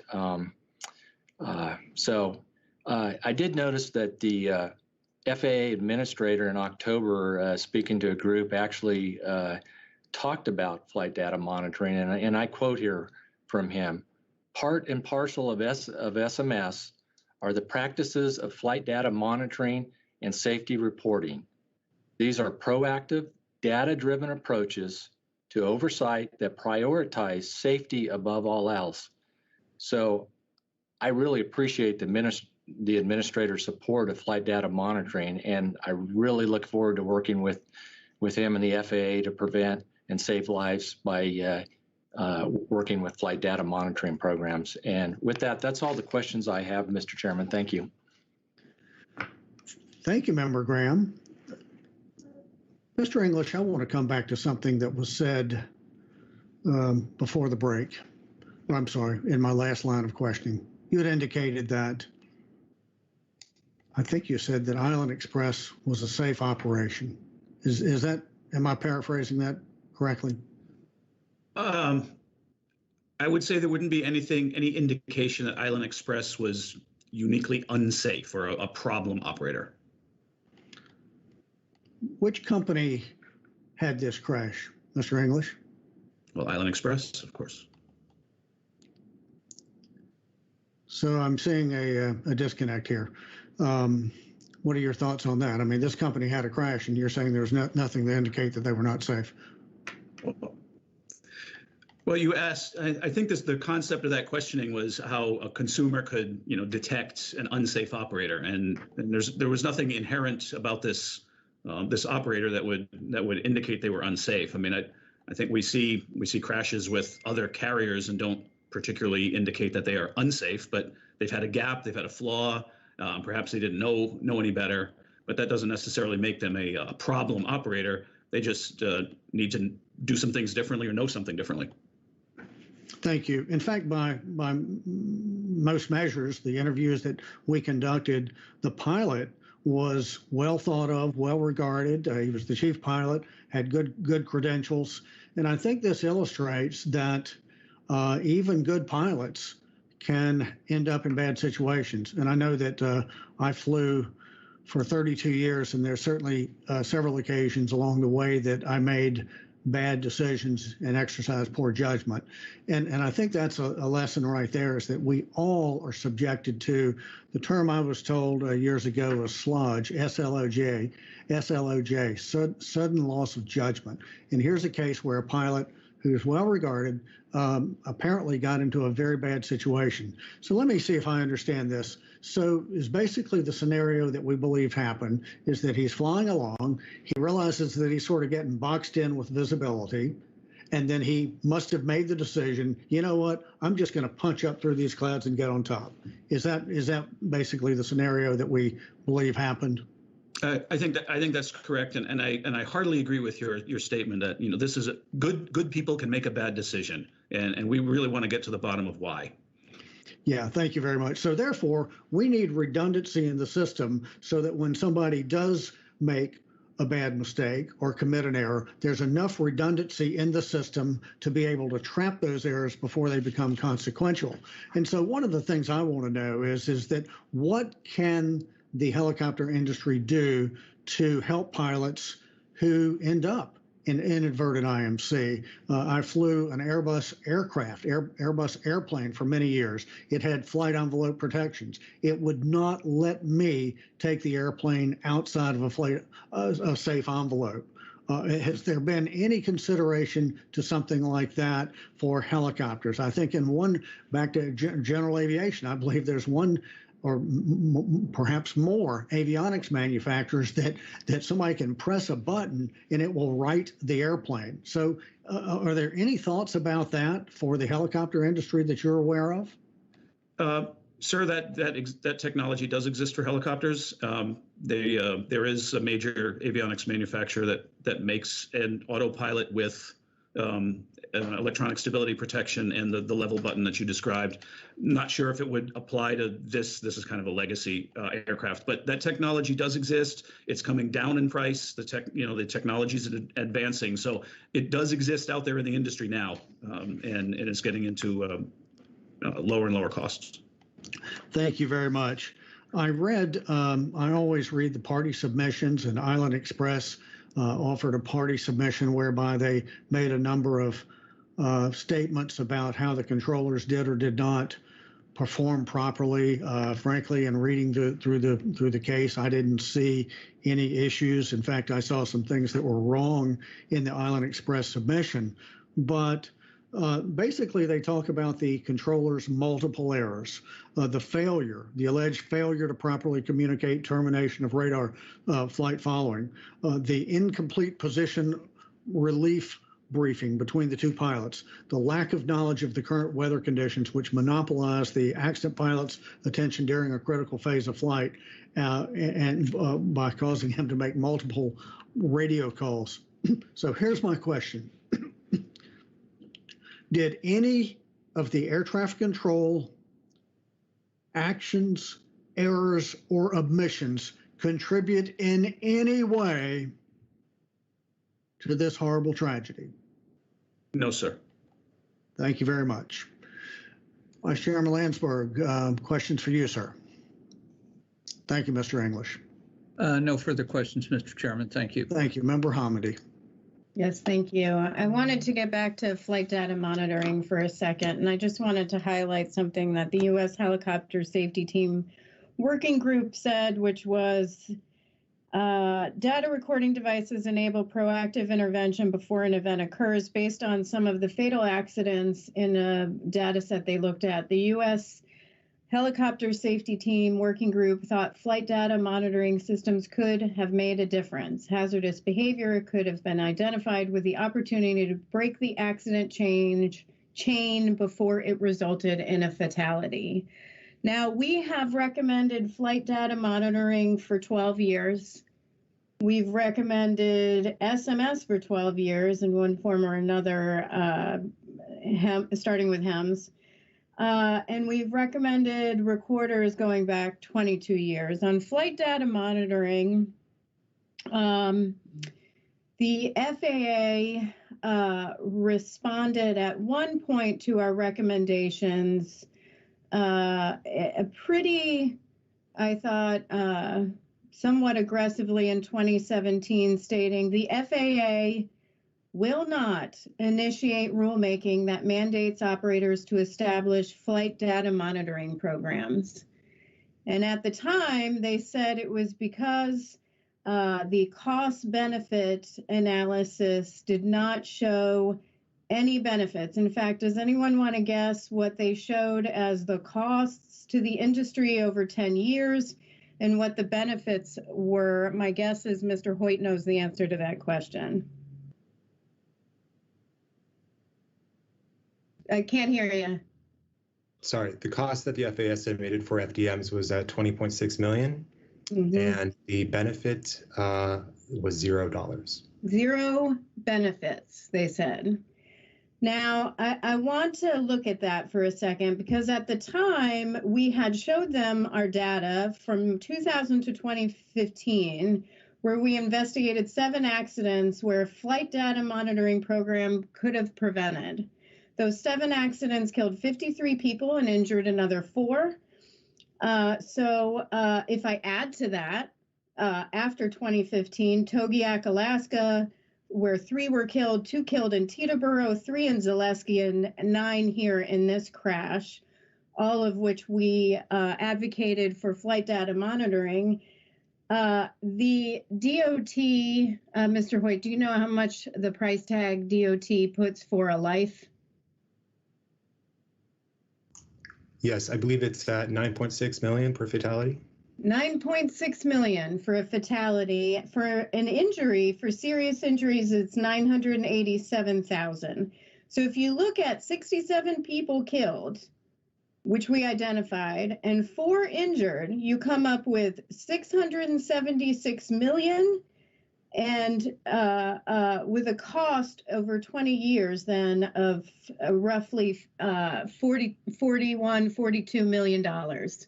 So seems to me that the benefit from lives saved alone, using what I think is a very flawed, broken cost-benefit analysis that I hope the current administration revisits, seems to greatly exceed what FAA estimated the costs to be.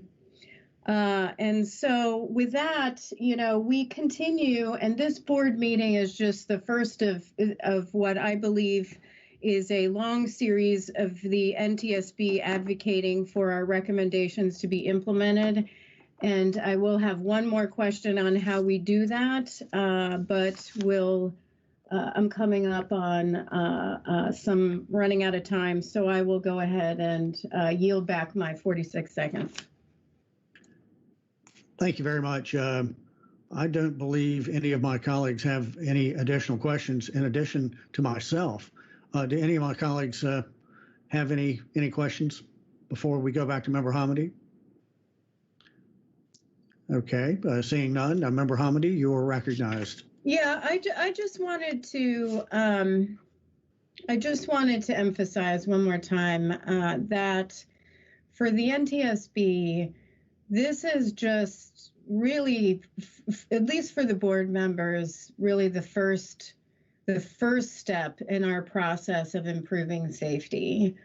After a board meeting, safety isn't improved until we get our recommendations implemented. And so we work hard after this board meeting to do that. And we have a great team at the NTSB to accomplish that. And what I want to do is recognize Ms. Hatchett, who runs our safety recommendation and communications Office of Safety Recommendations and Communications, to talk about what we do after the board meeting to get our recommendations implemented.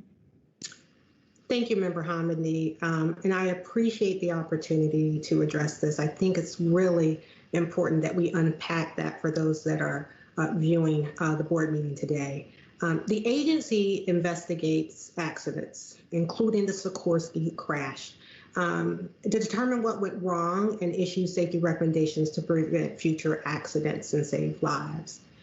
But as you know, the recommendations don't do any good unless they're acted on. So after the board meeting ends, our work continues.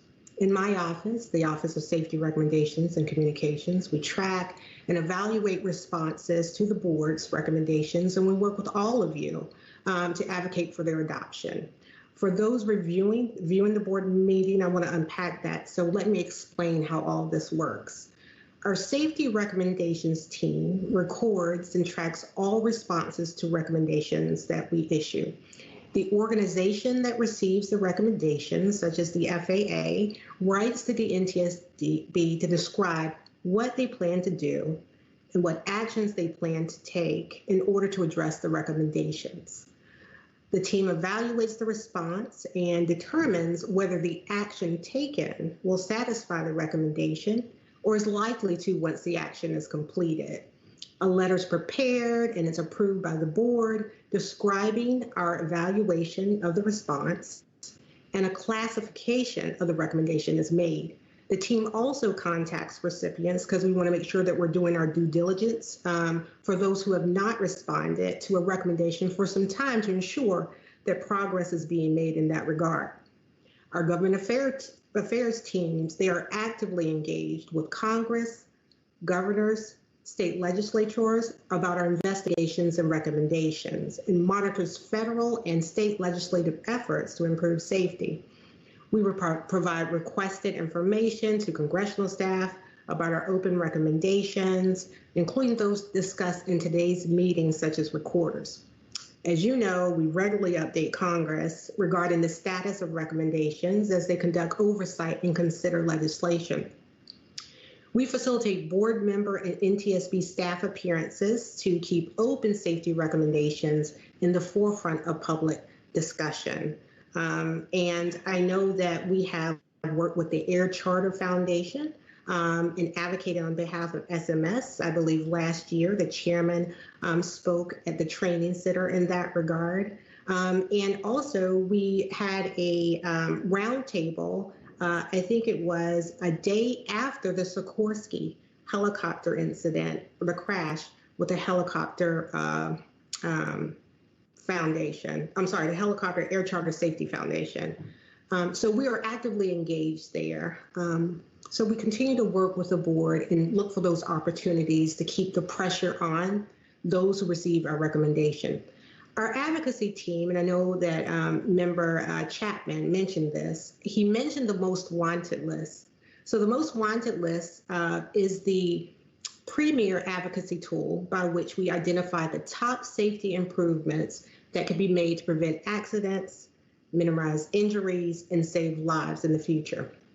The issues that are under discussion today, specifically recorders, flight data monitoring, safety management systems, and as well as you know, they're not new. They're not new to the agency. They are such important topics. I believe the chairman mentioned this in his opening remarks, and others have mentioned it as well, that it is on our current most wanted list under Improve the Safety in Part 135 Aircraft Flight Operations. So we have a whole effort, a comprehensive approach that, you know, when the gavel goes down and the board meeting concludes, it truly at that point is the beginning, not the end of a critical aspect of our work. So I appreciate you providing the time so those that are viewing this understand how important what we do is, and that we really continue our efforts long after the board meeting concludes.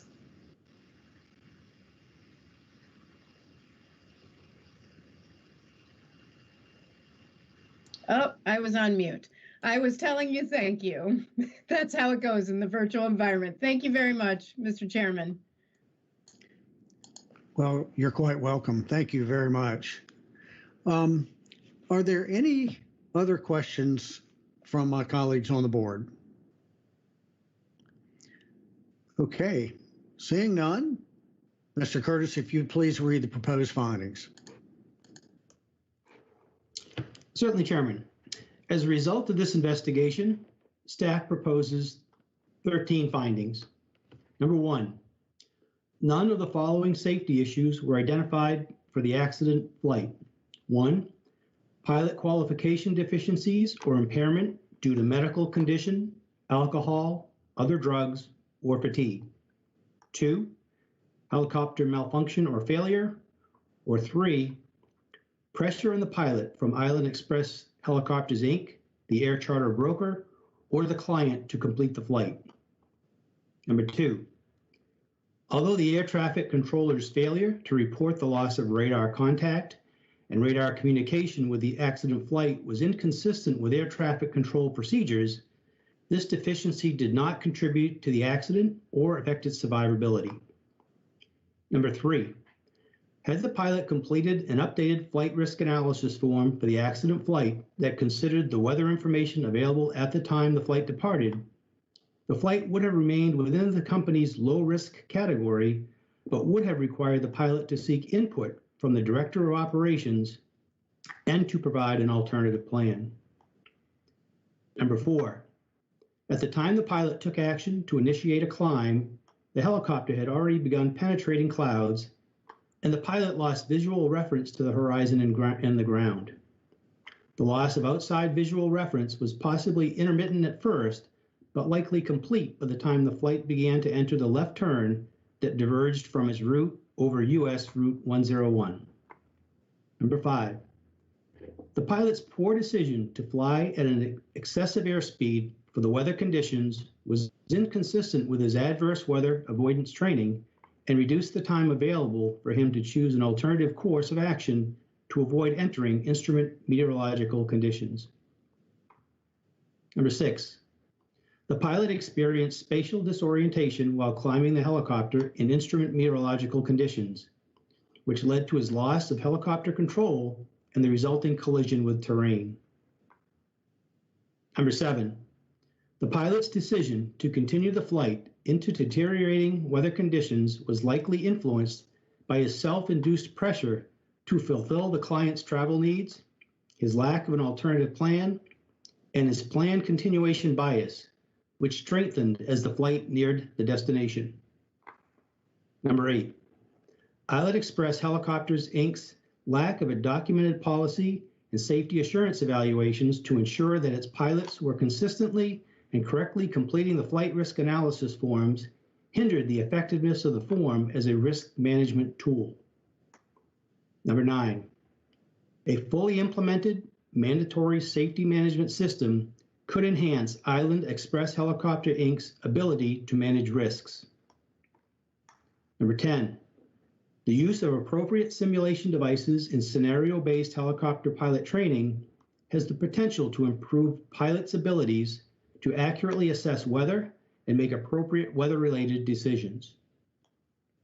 Number 11, objective research to evaluate spatial disorientation simulation technologies may help determine which applications are most effective for training pilots to recognize the onset of spatial disorientation and successfully mitigate it. Number 12, a pilot data monitoring program which can enable an operator to identify and mitigate factors that may influence deviations from established norms and procedures can be particularly beneficial for operators like Island Express Helicopters, Inc., that conduct single pilot operations and have little opportunity to directly observe their pilots in the operational environment. And number 13, a crash-resistant flight recorder system that records parametric data and cockpit audio and images with a view of the cockpit environment to include as much of the outside view as possible could have provided valuable information about the visual cues associated with the adverse weather and the pilot's focus of attention in the cockpit following the flight's entry into instrument meteorological conditions. Mr. Curtis, thank you very much for reading those proposed findings. At this time, we'll do a roll call of the board to ensure that we are prepared to deliberate. Vice Chairman Landsberg. I'm ready to deliberate, sir.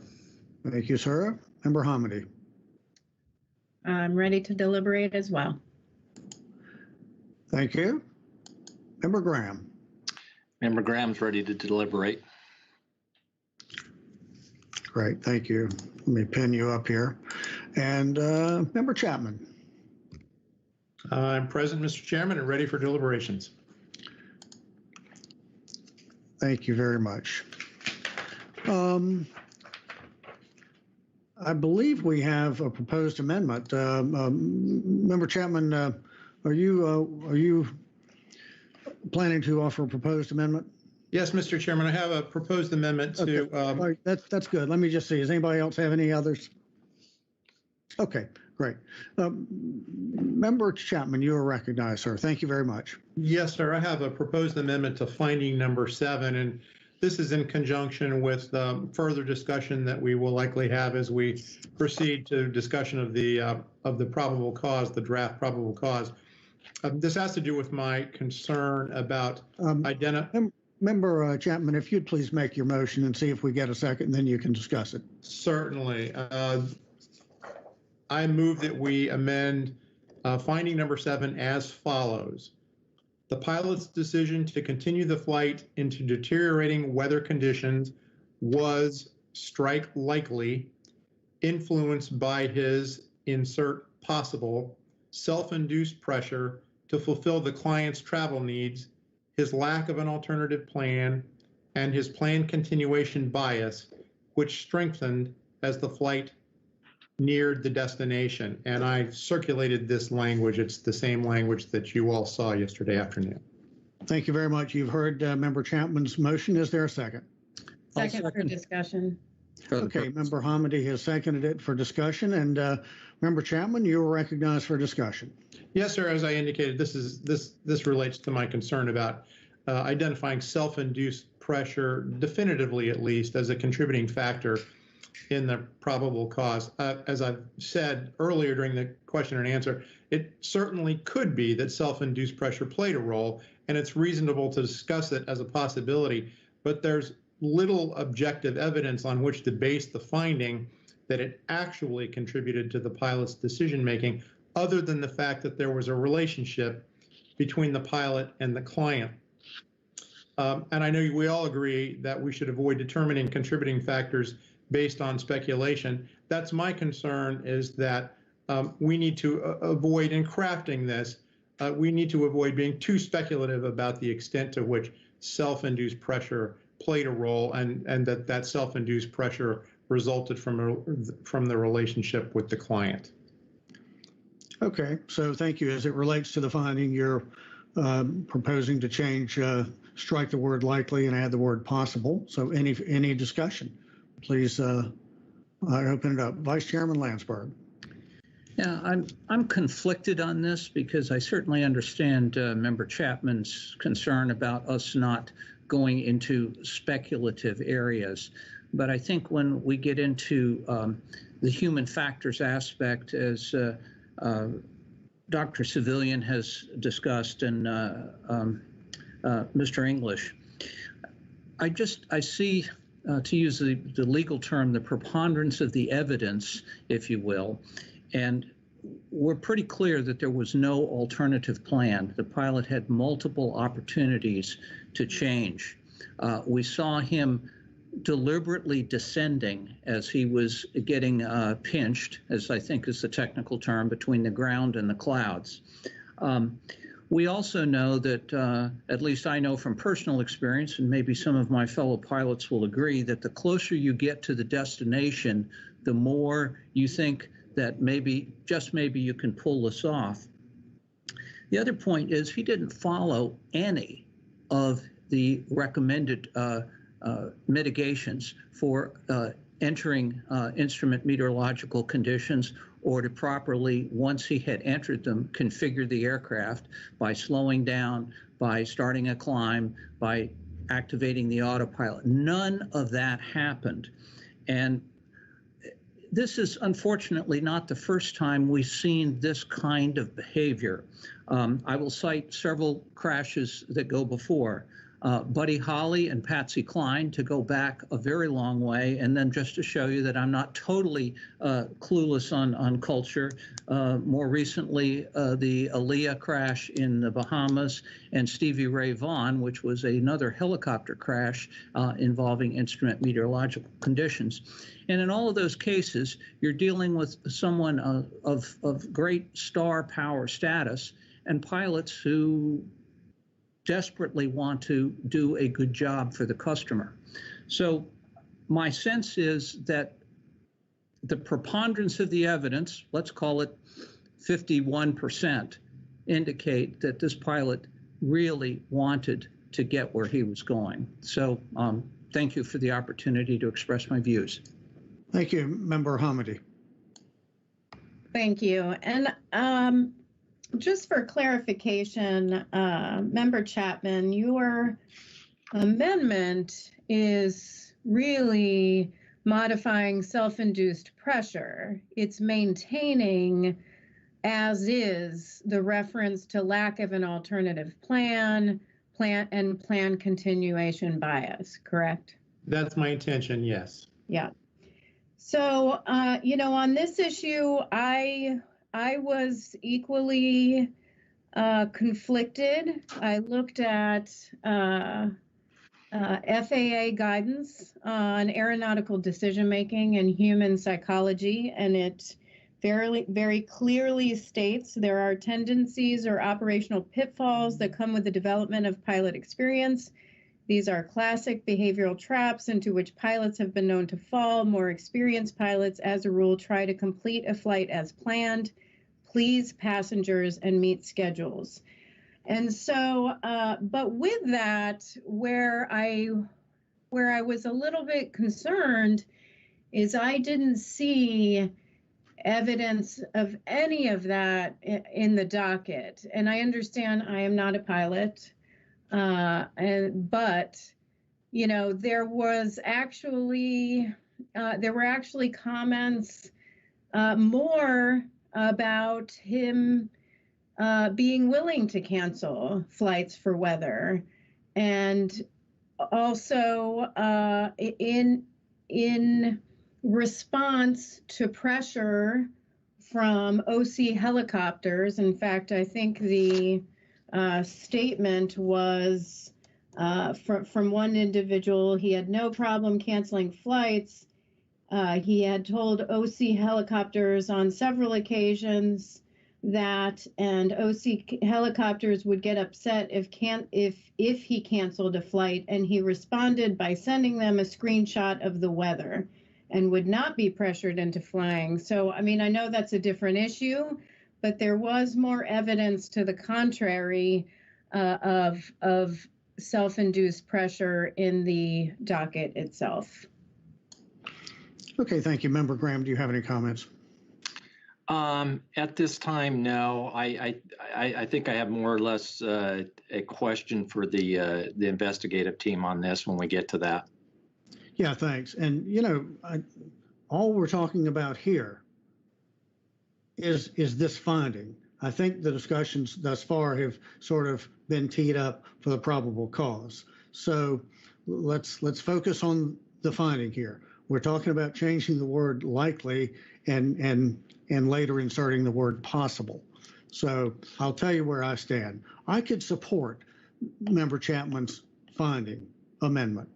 I do not plan to support at this time. Now I'll wait and hear the discussion, but I do not plan to support an amendment on the probable cause, but we haven't gotten there yet. So with that, staff, what would be your feeling if we were to adopt the amendment to finding number 7? Mr. Chairman, I think I could take that first, or perhaps Ms. Schultz can chime in. But I think staff is quite convinced that likely is the most appropriate word here.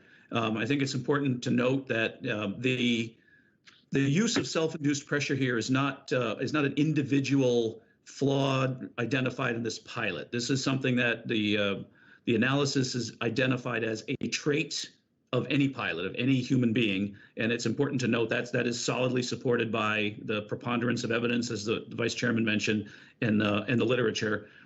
So we do believe that as solid a conclusion as the spatial disorientation, whereas possible just leaves it open to being very weak in our conclusion, and we are quite convinced that self-induced pressure is actually the factor here. I think Director Schultz may have something to add, or Dr. Civilian. Thank you, Mr. English. I don't have anything further to add, but I would say that the staff believes that the evidence that we have collected in this investigation does frame the likely scenario. So I would concur with what Mr. English said, and Dr. Civilian, if you would like to add any details to that, please do so.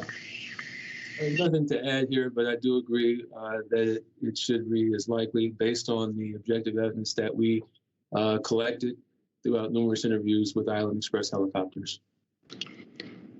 Okay, thank you.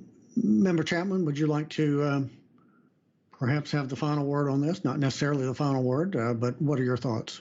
I do have a question in terms of how this finding is structured. I'm somewhat confused by the discussion just now in terms of the word likely.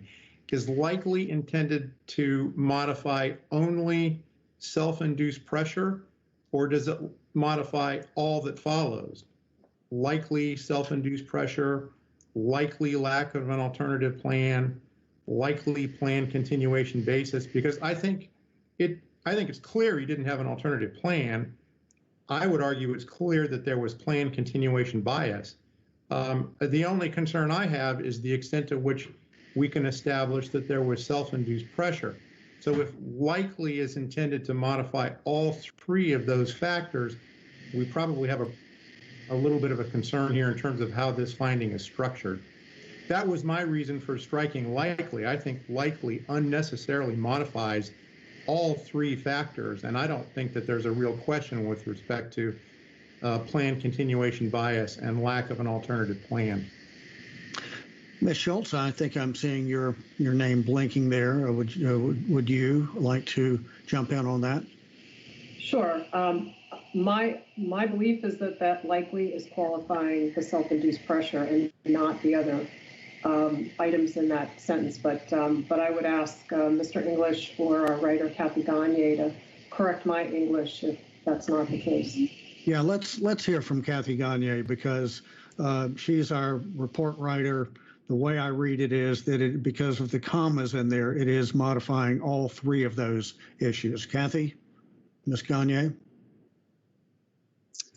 Yes, good afternoon. Well, it's interesting. The discussion on either or and possibly omitting it does bring up the benefit of having it there at all. I'm going to have to go back and look at the context of the analysis leading up to the finding, because I know we certainly self-induced pressure is stronger than possibly, and how staff wants that worded. But I do need to look at where the likely how that originated based on the flow of the analysis.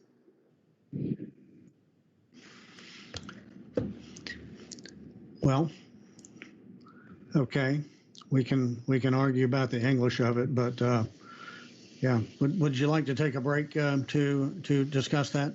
Yes, Chairman, I think this might be a straightforward solution, so I would suggest that we take a very short break to discuss that as staff. Okay, we will take your advice on that. We will be in recess till 12:35. That'll give you 12 minutes, and we'll reconvene at 12:35. We are in recess. Cameras and mics, I would encourage you to consider turning those off. Thank you.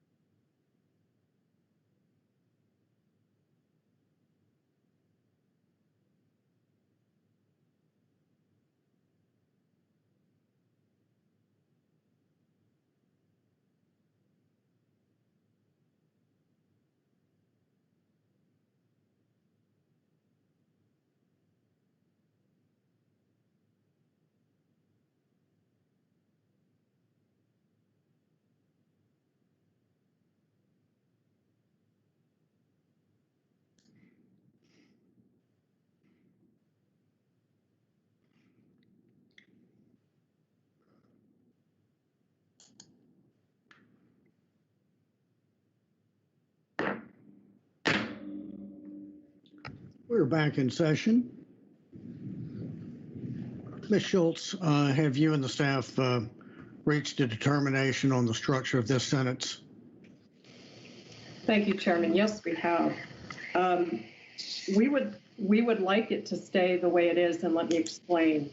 If you read the construct of the sentence, it starts with the pilot's decision. So these three variables that we highlight, the self-induced pressure, the lack of an alternative plan, and the plan continuation bias, we're looking at those from the perspective of what's going on inside the pilot's head.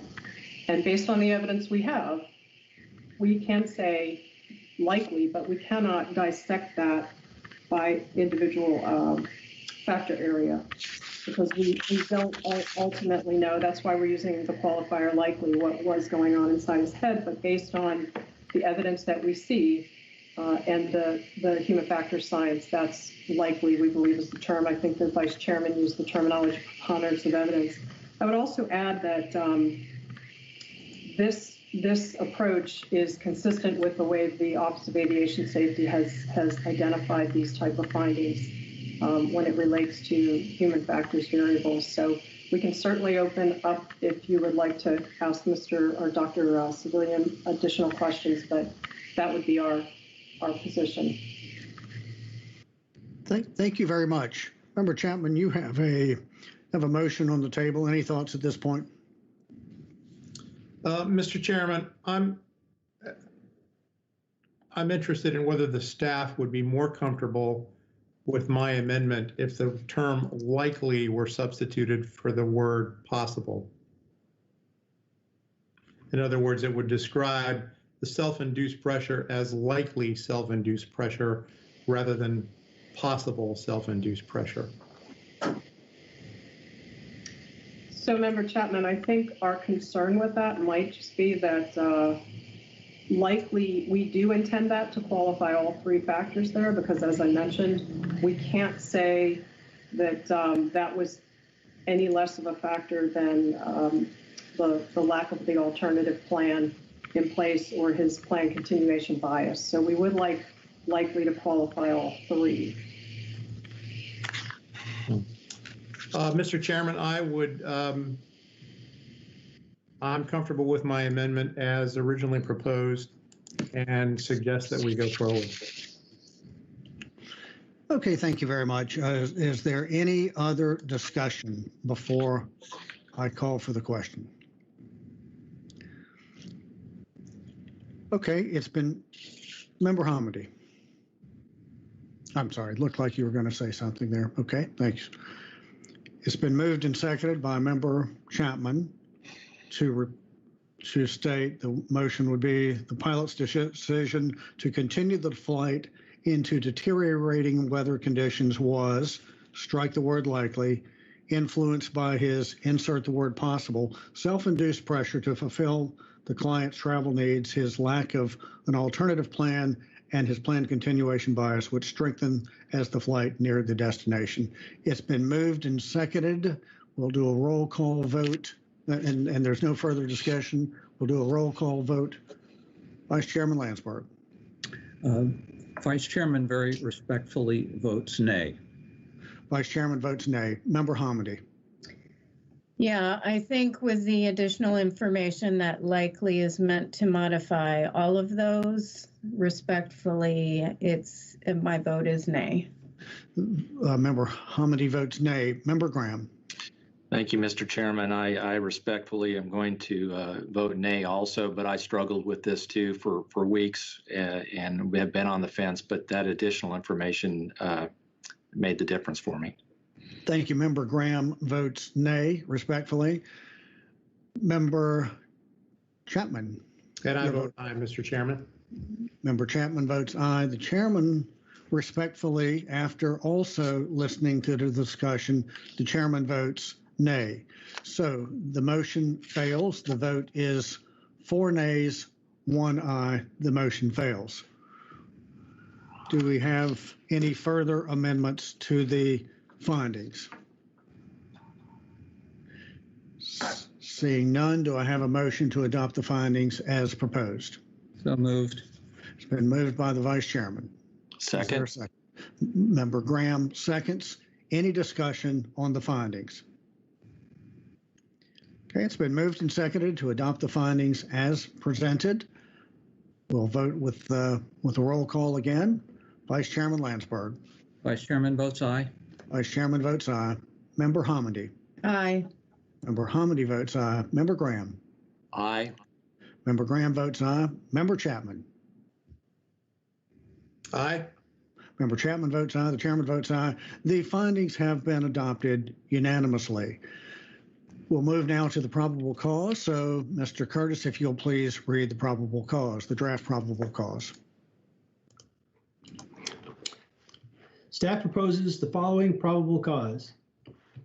The National Transportation Safety Board determines that the probable cause of this accident was the pilot's decision to continue flight under visual flight rules into instrument meteorological conditions, which resulted in the pilot's spatial disorientation and loss of control.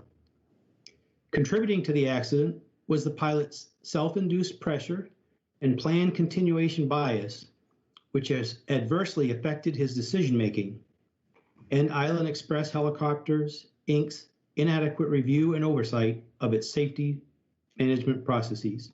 Back to you, Chairman.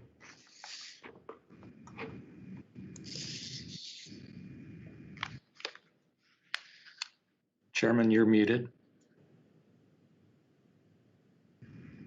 Yep, never done that before. Thank you, Mr.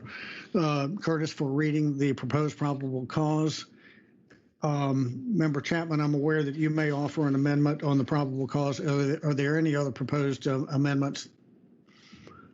Okay, with that, Member Chapman, you are recognized. Mr. Chairman, I circulated 2 possible amendments. I want to refer everyone to what I labeled amendment number 2. And I am going to modify that just slightly. I'm going to, and I'll read the entire text, but I'm going to substitute the word likely for the word possible in my amendment as I originally circulated it. And if you'd like, I can read the amendment.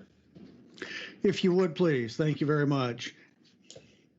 The National Transportation Safety Board determines that the probable cause of this accident was the pilot's decision to continue flight under visual flight rules into instrument meteorological conditions, which resulted in the pilot's spatial disorientation and loss of control.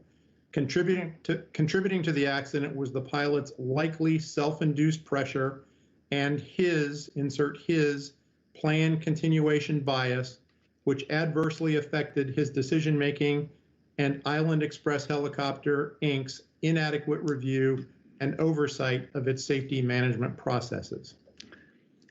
Okay, it's been moved per Member Chapman's motion. Is there a second? Second. Member Hamady seconds. Discussion. Member Chapman, you're recognized. For all the reasons I've discussed already, Mr. Chairman, I do have a concern about the definitive nature of our identification here of self-induced pressure as a contributing factor. I think it's certainly possible, even likely, that it was present and it contributed. So I certainly don't object to having it mentioned. I just think that we should be less definitive, and that's the purpose of my inserting the term likely. I've inserted the term his just to ensure that there's no confusion in terms of what I'm seeking to modify here. I'm seeking to modify only self-induced pressure, not the other factors identified as contributing factors. Okay, thank you. Thank you very much. For my colleagues who would like to discuss this or ask questions about this. Vice Chairman, please. I think I could support that based on our previous discussion. I think likely would be an appropriate modifier, and it leaves the rest of it unchanged. Member Hamady, any questions? I saw you nodding your head. Any thoughts on that? I agree. I could support that. The only thing I would ask staff is we typically do not indicate in a probable cause his or her. We usually indicate pilot. I just wanted to get the staff's views on that when we get to the point staff's views, but I do support the amendment. Okay, thank you very much. Member Graham, any thoughts for you? I could support that, and I agree with Member Hamady. I'd like to hear their comments on that. Thank you. Yeah, I tentatively, I'd say I could support it. I got burned on the last one because I jumped in there and said I could, and then I changed my mind. The thing is, though, I mean, and I respect what you're saying, Member Chapman. I mean, are we changing small dog to puppy? Is it a distinction without difference? What's the difference between possible and likely? Which has more weight? And at this point, I'm not willing to say that possible has more or less weight than likely. Likely is, in fact, a term that we use often, but often in these board meetings, we are deliberating literally that one word there. So what you want to do is, so what you're doing is modifying, and you're modifying the how much weight we are giving to those issues. Is that right? Yes, that's correct, Mr. Chairman. And I really have, I have offered this suggestion based upon some comments that were made by staff earlier, suggesting that it was more than possible, that it was really likely. I think there was a specific reference made to that, and I agree. I think that's fair. And so I intend to be offering a term here which carries more weight than possible. Okay, all right. And I see, too, some confusion on my part. Yeah, the word possible was not even in there originally, so I got it. So you're modifying it, and you modified the original version that you had. Okay, I think I see what you're doing. All right, Vice Chairman, you look like you had a question or so. I was confused by your confusion, sir. I think all he's doing is inserting the word likely ahead of self-induced pressure, and then we're trying to figure out how to deal with the rest of the sentence where we'd like some staff input. And I would certainly defer to staff in terms of whether his should be his or the pilot's, or however that should be constructed is fine with me. Great. So let's go to staff. Would love to hear staff's viewpoints on all of this, including the pronoun there. And so, staff, we defer to you. I'll ask Mr. English to go ahead and respond. Thank you, Ms. Schultz. In looking at first the amendment offered by Member Chapman, typically, in the construct of the report, the finding should support and be reflected in the PC statement. Staff can agree with the insertion of the word likely, as just proposed by Member Chapman. That does match with and is supported by the finding. As we just discussed regarding the finding, we do not prefer to bifurcate those particular issues so that additional insertion afterwards would then serve to bifurcate them, and likely would only apply to the self-induced pressure, whereas in the finding we have the word likely modifying all three factors. We're comfortable with that. So we would prefer that the insertion of the word likely, if it goes in, doesn't bifurcate from the others, which then I think eliminates your question about the pronoun. But if you do not accept that suggestion, I would have to defer to Ms. Gagne for the question of the pronoun. That would be an editorial. So, Mr. English, just to be clear, what are you suggesting that contributing clause should state? How should it state? If I remember Member Chapman's statement, it would say contributing to the accident was the pilot's likely self-induced pressure and planned continuation bias, et cetera, et cetera. Mr. Chairman? Yes, sir, please. With due respect, I mean, I understand the point that's being made, but the probable cause and the finding don't reflect each other as currently written. There's no reference to lack of an alternative plan in the probable cause. That is referenced in the finding. And in the finding, likely apparently is meant to qualify all three, or at least the extent to which all three impacted the pilot's decision making. My intent here is to qualify only the extent to which there was or was not self-induced pressure. I don't intend to qualify planned continuation bias. I think that is pretty clearly established. So I think I understand the point that's being made, but I don't think it squares with the way that the finding is actually structured and how it mirrors or doesn't mirror, isn't mirrored in the probable cause, even without my amendment.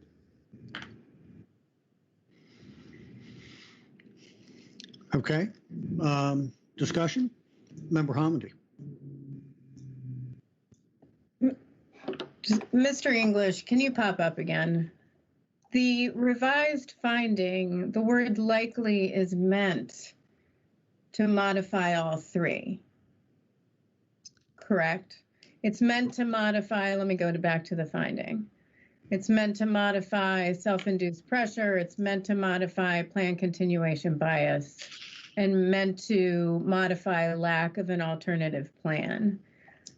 So I think that staff is just trying to keep it so likely is on self-induced pressure and on planned continuation bias. Is that correct? Yes, ma'am. You said the revised finding. I think you mean the finding as proposed, since the revision did not pass. So the finding as proposed. I'm sorry. Yes. Right. Yeah. So the finding as proposed likely modifies all those phrases. If we go to the probable cause and we do not allow likely to modify all those phrases, we've increased the confidence on these without supporting finding or analysis on planned continuation bias, for example. If we don't let likely modify planned continuation bias, we've kind of jumped a level, I think. But Mr. English, likely was in the finding as originally proposed. It is not in the probable cause as originally proposed. So your argument doesn't square. I think we think probable covers that, but the chairman is trying to weigh in on that, I believe. Yeah, thank you. I think perhaps one way to deal with this would be, so they should be parallel. Whatever was in the finding should transfer over to the probable cause. And it's no longer a proposed finding. It is the finding that the board adopted. So we could make it parallel, so they're the same, by saying contributing to the accident was likely the pilot's self-induced pressure, his planned continuation bias, which adversely affect his decision making. But then that modifies Island Express Helicopter's inadequate review and oversight of the safety management system. And I don't think we're in a position of wanting to modify that. What we're talking about here is modifying the self-induced pressure, the lack of an alternative plan, which, by the way, is not in the PC, and its planned continuation bias.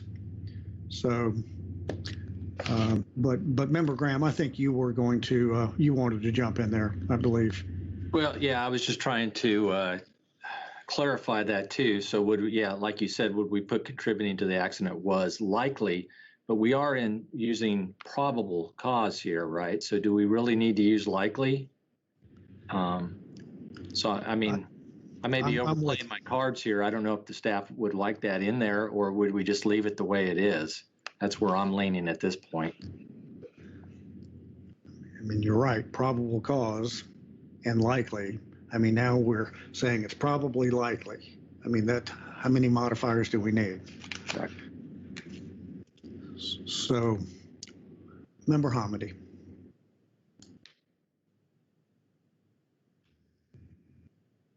You're muted, Member Hamady.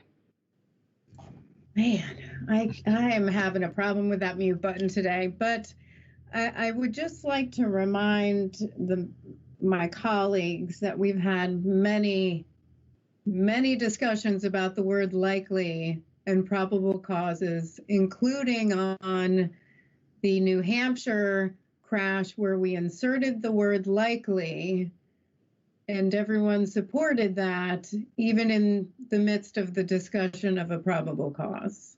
So I do support the amendment, but I just thought I'd point that out. Well, it is true. We do debate literally that word likely many times. Member Chapman, did you run these possible amendments by staff? They were shared yesterday, but with the term possible, not the term likely. Yeah. And did you specifically share it with the staff and say, what are your thoughts on this? I certainly invited comment. There were no comments. Okay, thank you. So where are we? Is there about a friendly amendment? You have a friendly amendment? Please go ahead. Well, with all this, and I understand what Member Chapman's talking about and what Member Hamady brought up, which is so true. We've been back and forth with this. Since we had it in the finding, would you like that last sentence? I propose a friendly amendment of contributing to the accident was likely the pilot's self-induced pressure and planned continuation bias, which adversely affected his decision-making, comma, and Island Express Helicopter Incorporated's inadequate review and oversight of its safety management processes.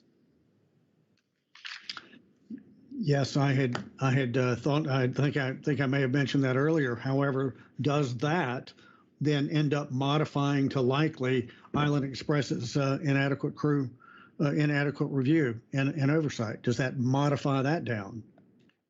I'd have to ask the grammatical expert at that. That's for sure. You could put a period after decision making and make that a separate sentence with the appropriate qualifier. That is true. You could put a period there and say also contributing to the accident was Island Express Helicopter's inadequate review. We could do that, and then by doing that, by saying contributing to the accident was likely the pilot's self-induced pressure and planned continuation bias, which adversely affected his decision-making, period. Also contributing to the accident was Island Express Helicopter Inc.'s inadequate review and oversight of its safety management processes, I should say. So that would be for you, Member Chapman, to determine whether or not you'd like to proceed in that direction. I'm open to that, Mr. Chairman. I'd be interested in the staff's input. My name may be English, but I will defer to Ms. Gagne for the editorial English. Hi, yeah. So based on the discussion we had about finding 7, about how strongly staff believes in these factors, I think moving likely as far as the new friendly amendment contributing to the accident was likely the pilots, I think is introducing a level of uncertainty that staff did not intend, that's modifying the decision making. I think staff has made the case on how they think these factors influence the decision making. So grammatically, I don't think I would support moving the likely on the friendly amendment. I think we should go back to discussing the original proposal and whether or not that will work.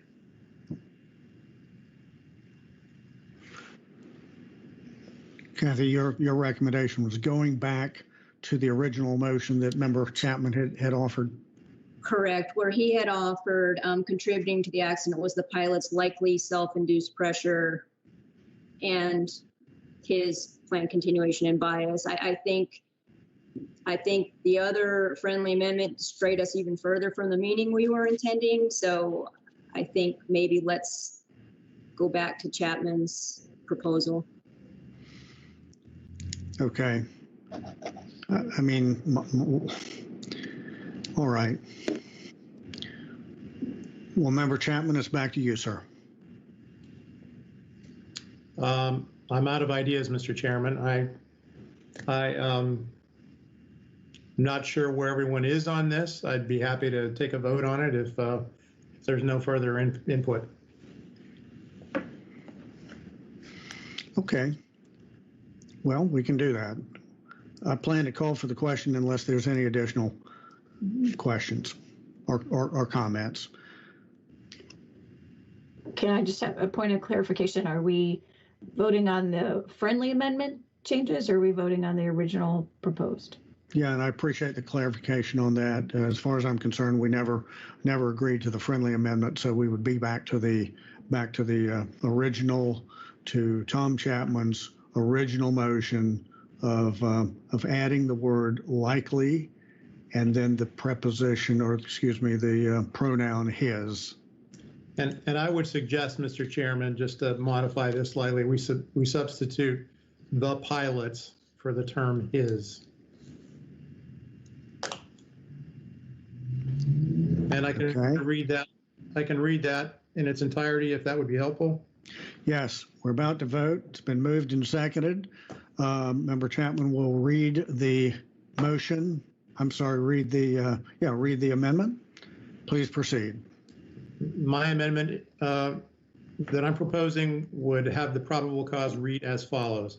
The National Transportation Safety Board determines that the probable cause of this accident was the pilot's decision to continue flight under visual flight rules into instrument meteorological conditions, which resulted in the pilot's spatial disorientation and loss of control. Contributing to the accident was the pilot's likely self-induced pressure and the pilot's planned continuation bias, which adversely affected his decision-making, and Island Express Helicopter's inadequate review and oversight of its safety management processes. Okay, it's been moved and seconded. I do want to go back to this one point. In finding 7, we had the word likely. Likely was modifying self-induced pressure, and it was modifying planned continuation bias. In this particular case, it has not modified planned continuation bias. Mr. Chairman, I would just point out it also modifies lack of an alternative plan, and there's no reference to alternative plan in the probable cause. So I don't think they reflect each other even without my amendment. Okay. You know, please. I hate to ask this, but could we give staff a 5-minute break to look at the proposed modification of likely the pilot's self-induced pressure and plan continuation bias? Because I don't see the word likely as actually modifying decision-making, but. Yeah, absolutely. I think that's a great idea, and we will do that. We're going to give staff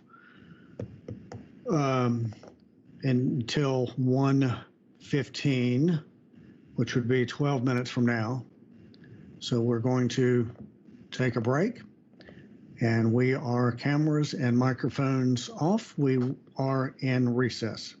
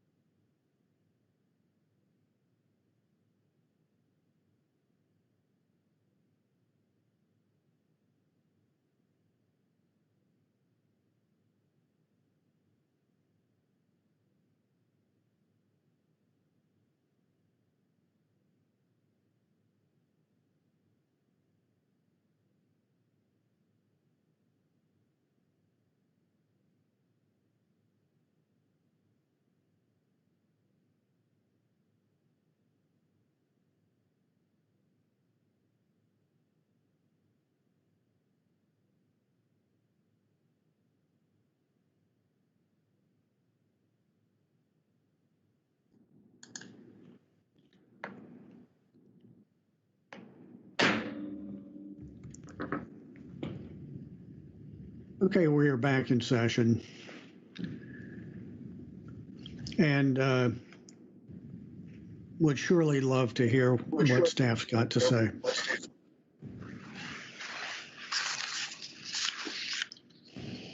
Chairman, thank you. So staff has discussed Member Chapman's last slight change from his original, and we think that maybe this is the best approach. And Member Chapman, I'll read this, and for you, the chairman, and the rest of the board, see if this will, I think this will agree with where you were headed. Contributing to the accident was the pilot's likely self-induced pressure and the pilot's continuation bias, which adversely affected his decision-making, and Island Express Helicopter's inadequate review and oversight of the safety management process. And I'll add to that while it would be staff's preference not to qualify the self-induced pressure over the continuation bias, we fully respect the board's position on this, so we think this is the best solution for the direction that we're heading. And I would also say that it's not the case that the findings are supporting our analysis and proposal for the probable cause. They're not always the exact translation. So I think this is consistent with the finding that the board just adopted, but it may also hopefully meet your needs, Member Chapman. So that's what staff would offer. Okay, you may have possibly left out the word plan when you read it, but I know that you for planned continuation bias. But yes. So basically, it's back to Member Chapman's original amendment that he verbally read. Is that correct?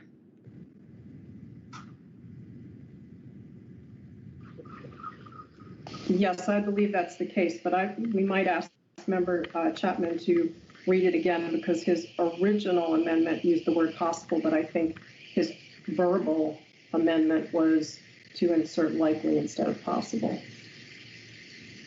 That's correct. Go ahead, Member Chapman, That's please. correct, Mr. Chairman, and I think what I heard was the amendment as I read it verbally, but I'm happy to read it again. Yes, and would it strike his and replace with insert the pilots? Is that correct? I had suggested that, but I'm agnostic on that and would defer to staff. Staff would support that. All right. I'd like for Member Chapman to please restate his motion, and then we'll see. So if we need to discuss it further, but Member Chapman, please state your motion. Here's my proposed amendment, Mr. Chairman. The National Transportation Safety Board determines that the probable cause of this accident was the pilot's decision to continue flight under visual flight rules into instrument meteorological conditions, which resulted in the pilot's spatial disorientation and loss of control. Contributing to the accident was the pilot's likely self-induced pressure and the pilot's planned continuation bias, which adversely affected his decision-making, and Island Express Helicopter's inadequate review and oversight of its safety management processes. All righty, and I think you read over Island Express Helicopter Inc.'s inadequate review, but that's what you want, I think. Yes, correct. All right. It's been moved. I believe Member Hamady seconded it. Is there any further discussion on this one? Okay, seeing none, we're now going to take a roll call vote. Vice Chairman Landsberg, you've heard the motion. What is your vote, sir? I have, Mr. Chairman, and I vote aye to support the amendment. Thank you very much. Vice Chairman votes aye. Member Hamady. Aye. Member Hamady votes aye. Member Graham. I vote aye. Member Graham votes aye. Member Chapman. Aye. Member Chapman votes aye. The chairman votes aye. The motion has been passed unanimously. The probable cause has been adopted. Mr. Curtis, if you'll please read the proposed recommendations. Certainly, Chairman. As a result of this investigation, staff proposes the following 4 new safety recommendations. 2 to the Federal Aviation Administration. Number 1, require the use of appropriate simulation devices during initial and recurrent pilot training for Title 14 Code of Federal Regulations, Part 135, Helicopter Operations, to provide scenario-based training that addresses the decision-making, skills, and procedures needed to recognize and respond to changing weather conditions in flight. Identify and apply mitigation strategies for avoiding adverse weather.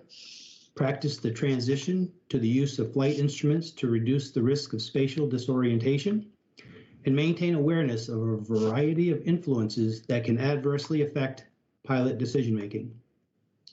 Number 2, convene a multidisciplinary panel of aircraft performance, human factors, and aircraft operations specialists to evaluate spatial disorientation simulation technologies to determine which applications are most effective for training pilots to recognize the onset of spatial disorientation and successfully mitigate it, and make public a report on the committee's findings.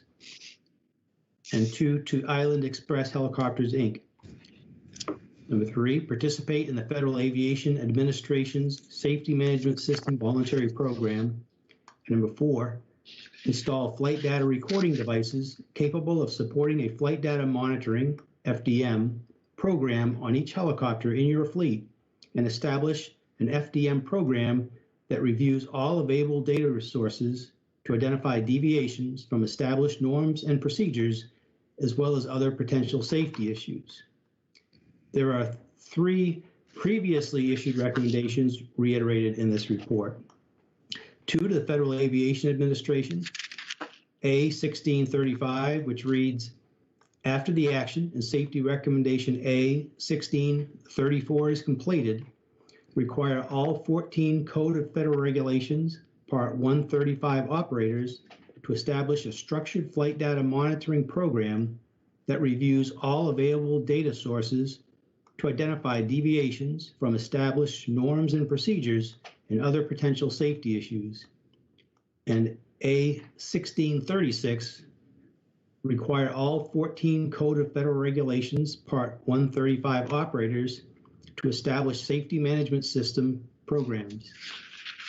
And 1 to Airbus Helicopters, Bell, Leonardo Helicopter Division, MD Helicopters, Robinson Helicopter Company, and Sikorsky, a Lockheed Martin company, which is A2029, provide on your existing turbine-powered helicopters that are not equipped with a flight data recorder or a cockpit voice recorder, a means to install a crash-resistant flight recorder system that records cockpit audio and images with a view of the cockpit environment to include as much of the outside view as possible in parametric data per aircraft and system installation, all as specified in Technical Standard Order C-197, Information Collection and Monitoring Systems.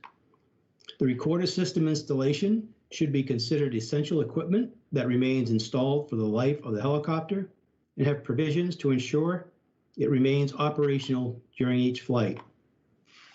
There are 2 recommendations classified and reiterated in this report, both to the Federal Aviation Administration.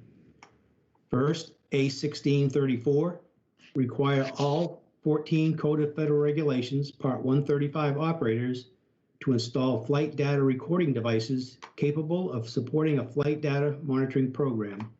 This recommendation is classified open, unacceptable response.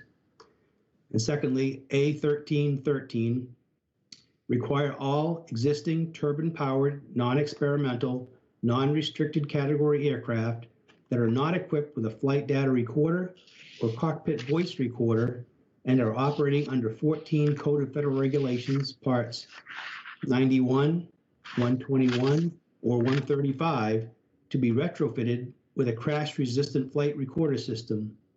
The crash-resistant flight recorder system should record cockpit audio and images with a view of the cockpit environment to include as much of the outside view as possible, and parametric data per aircraft and system installation, all as specified in Technical Standard Order C-197, Information Collection and Monitoring Systems. This recommendation is classified open, unacceptable response. Chairman. Okay, Mr. Curtis, thank you very much. Is there a motion to adopt the recommendations as presented? I so Okay, Member Chapman, I hear you as moving that, and is there a second? Second. Member Hamady has seconded. It's been moved and seconded to adopt the recommendations as presented. Is there any discussion? I should say, yes. I'm sorry, I didn't ask if there were any amendments, but I don't see any proposed amendments. It's been moved and seconded to adopt the recommendations as presented. Is there any discussion? Seeing none, we'll proceed to a roll call vote. Vice Chairman Landsberg. Vice Chairman votes aye. Vice Chairman votes aye. Member Hamady. Aye. Member Hamady votes aye. Member Graham. aye. Member Graham votes aye. Member Chapman. Aye. Member Chapman votes aye. Chairman votes aye. The safety recommendations have been adopted as presented. We now turn to that point in the report where we would adopt the final report. However, I believe that Member Hamady may have an amendment or two for the report itself, the main body of the report. Yeah, I have one amendment, and it's the second amendment that I circulated yesterday, amending page 18. I suggest adding it to the end of line 5 or 6, but I'd like to offer this amendment with the allowance for staff to determine where in this section is the best place to put it based on their decision making. So my amendment is to add the accident helicopter was initially equipped with a Fairchild A100 cockpit voice recorder when it was delivered from Sikorsky to the initial operator. It was subsequently removed by Island Express as permitted by FAA regulation. I have regulations, take off the S, comma, during the interior modifications. Okay, there's Member Hamady's motion. Is there a second? Second. It's been seconded by Member Graham. Member Hamady, I recognize you. Thank you. This is the factual part of the report, and I think since we are emphasizing the importance of CVRs, I wanted to make sure that I highlighted something that was also actually pointed out by Sikorsky in a submission to NTSB as part of this accident investigation, which notified us that the accident helicopter had been initially manufactured with the cockpit voice recorder inside, but that had been removed by Island Express when they modified the helicopter to accommodate more passengers. You're on mute. Any comments, questions, discussion from the board before we turn to staff's comments?